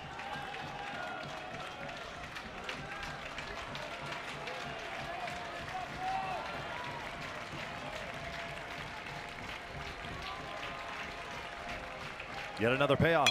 This is lined out towards center field, hit pretty well. It's going to stay in the yard. 2 down. KU outfielders playing deep. Northeastern down to the last out.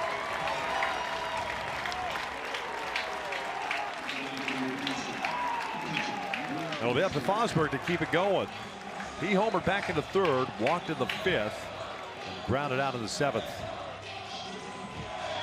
Home run for Will, his 3rd of the season, and his 22nd run batted in.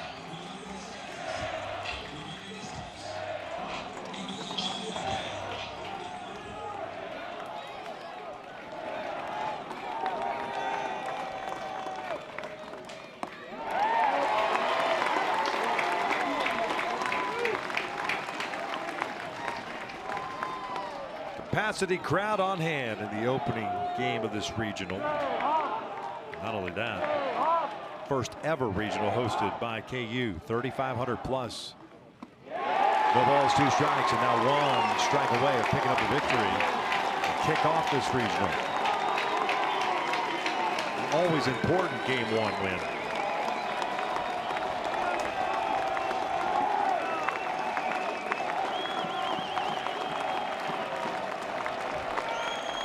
Oh, 2. Just missed. 1 ball, 2 strikes.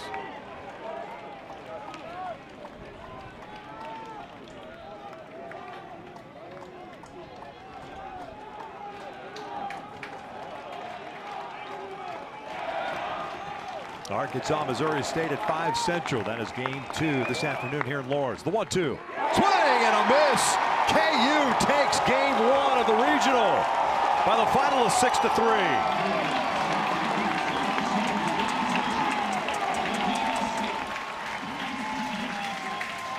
Now, this is a Kansas team that's been so impressive all year. They earned their first home regional win in the history of the program.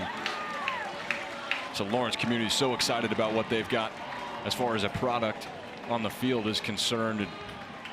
First time out here, game 1 of the regional. Victor, impressive showing for the Jayhawks. Oh, they're waving the wheat here at Hoagland. Take a look at the bracket. It'll look like this with KU winning game 1. They will play tomorrow night. The winner's bracket, they will await the winner of the Arkansas-Missouri State game. You excited for that one? Get your popcorn ready for that one tonight. No doubt, no doubt. That means Northeastern will face an elimination game tomorrow at noon. KU picks up the victory by the final of 6-3, adding some insurance runs late in this one. They are excited, no doubt, here at Hoagland Ballpark. 43rd victory of the season for Dan Fitzgerald and the Jayhawks. And for Northeastern, they fall to 38-21, but they've been in that position before, just like last week when they won their conference tournament. The final, yet again, 6-3. KU defeats Northeastern. For Connor Wonhanen, I'm Victor Rojas and the entire crew saying thank you for watching. We've got Arkansas, Missouri State coming up at 5 Central, game 2 of the Lawrence Regional.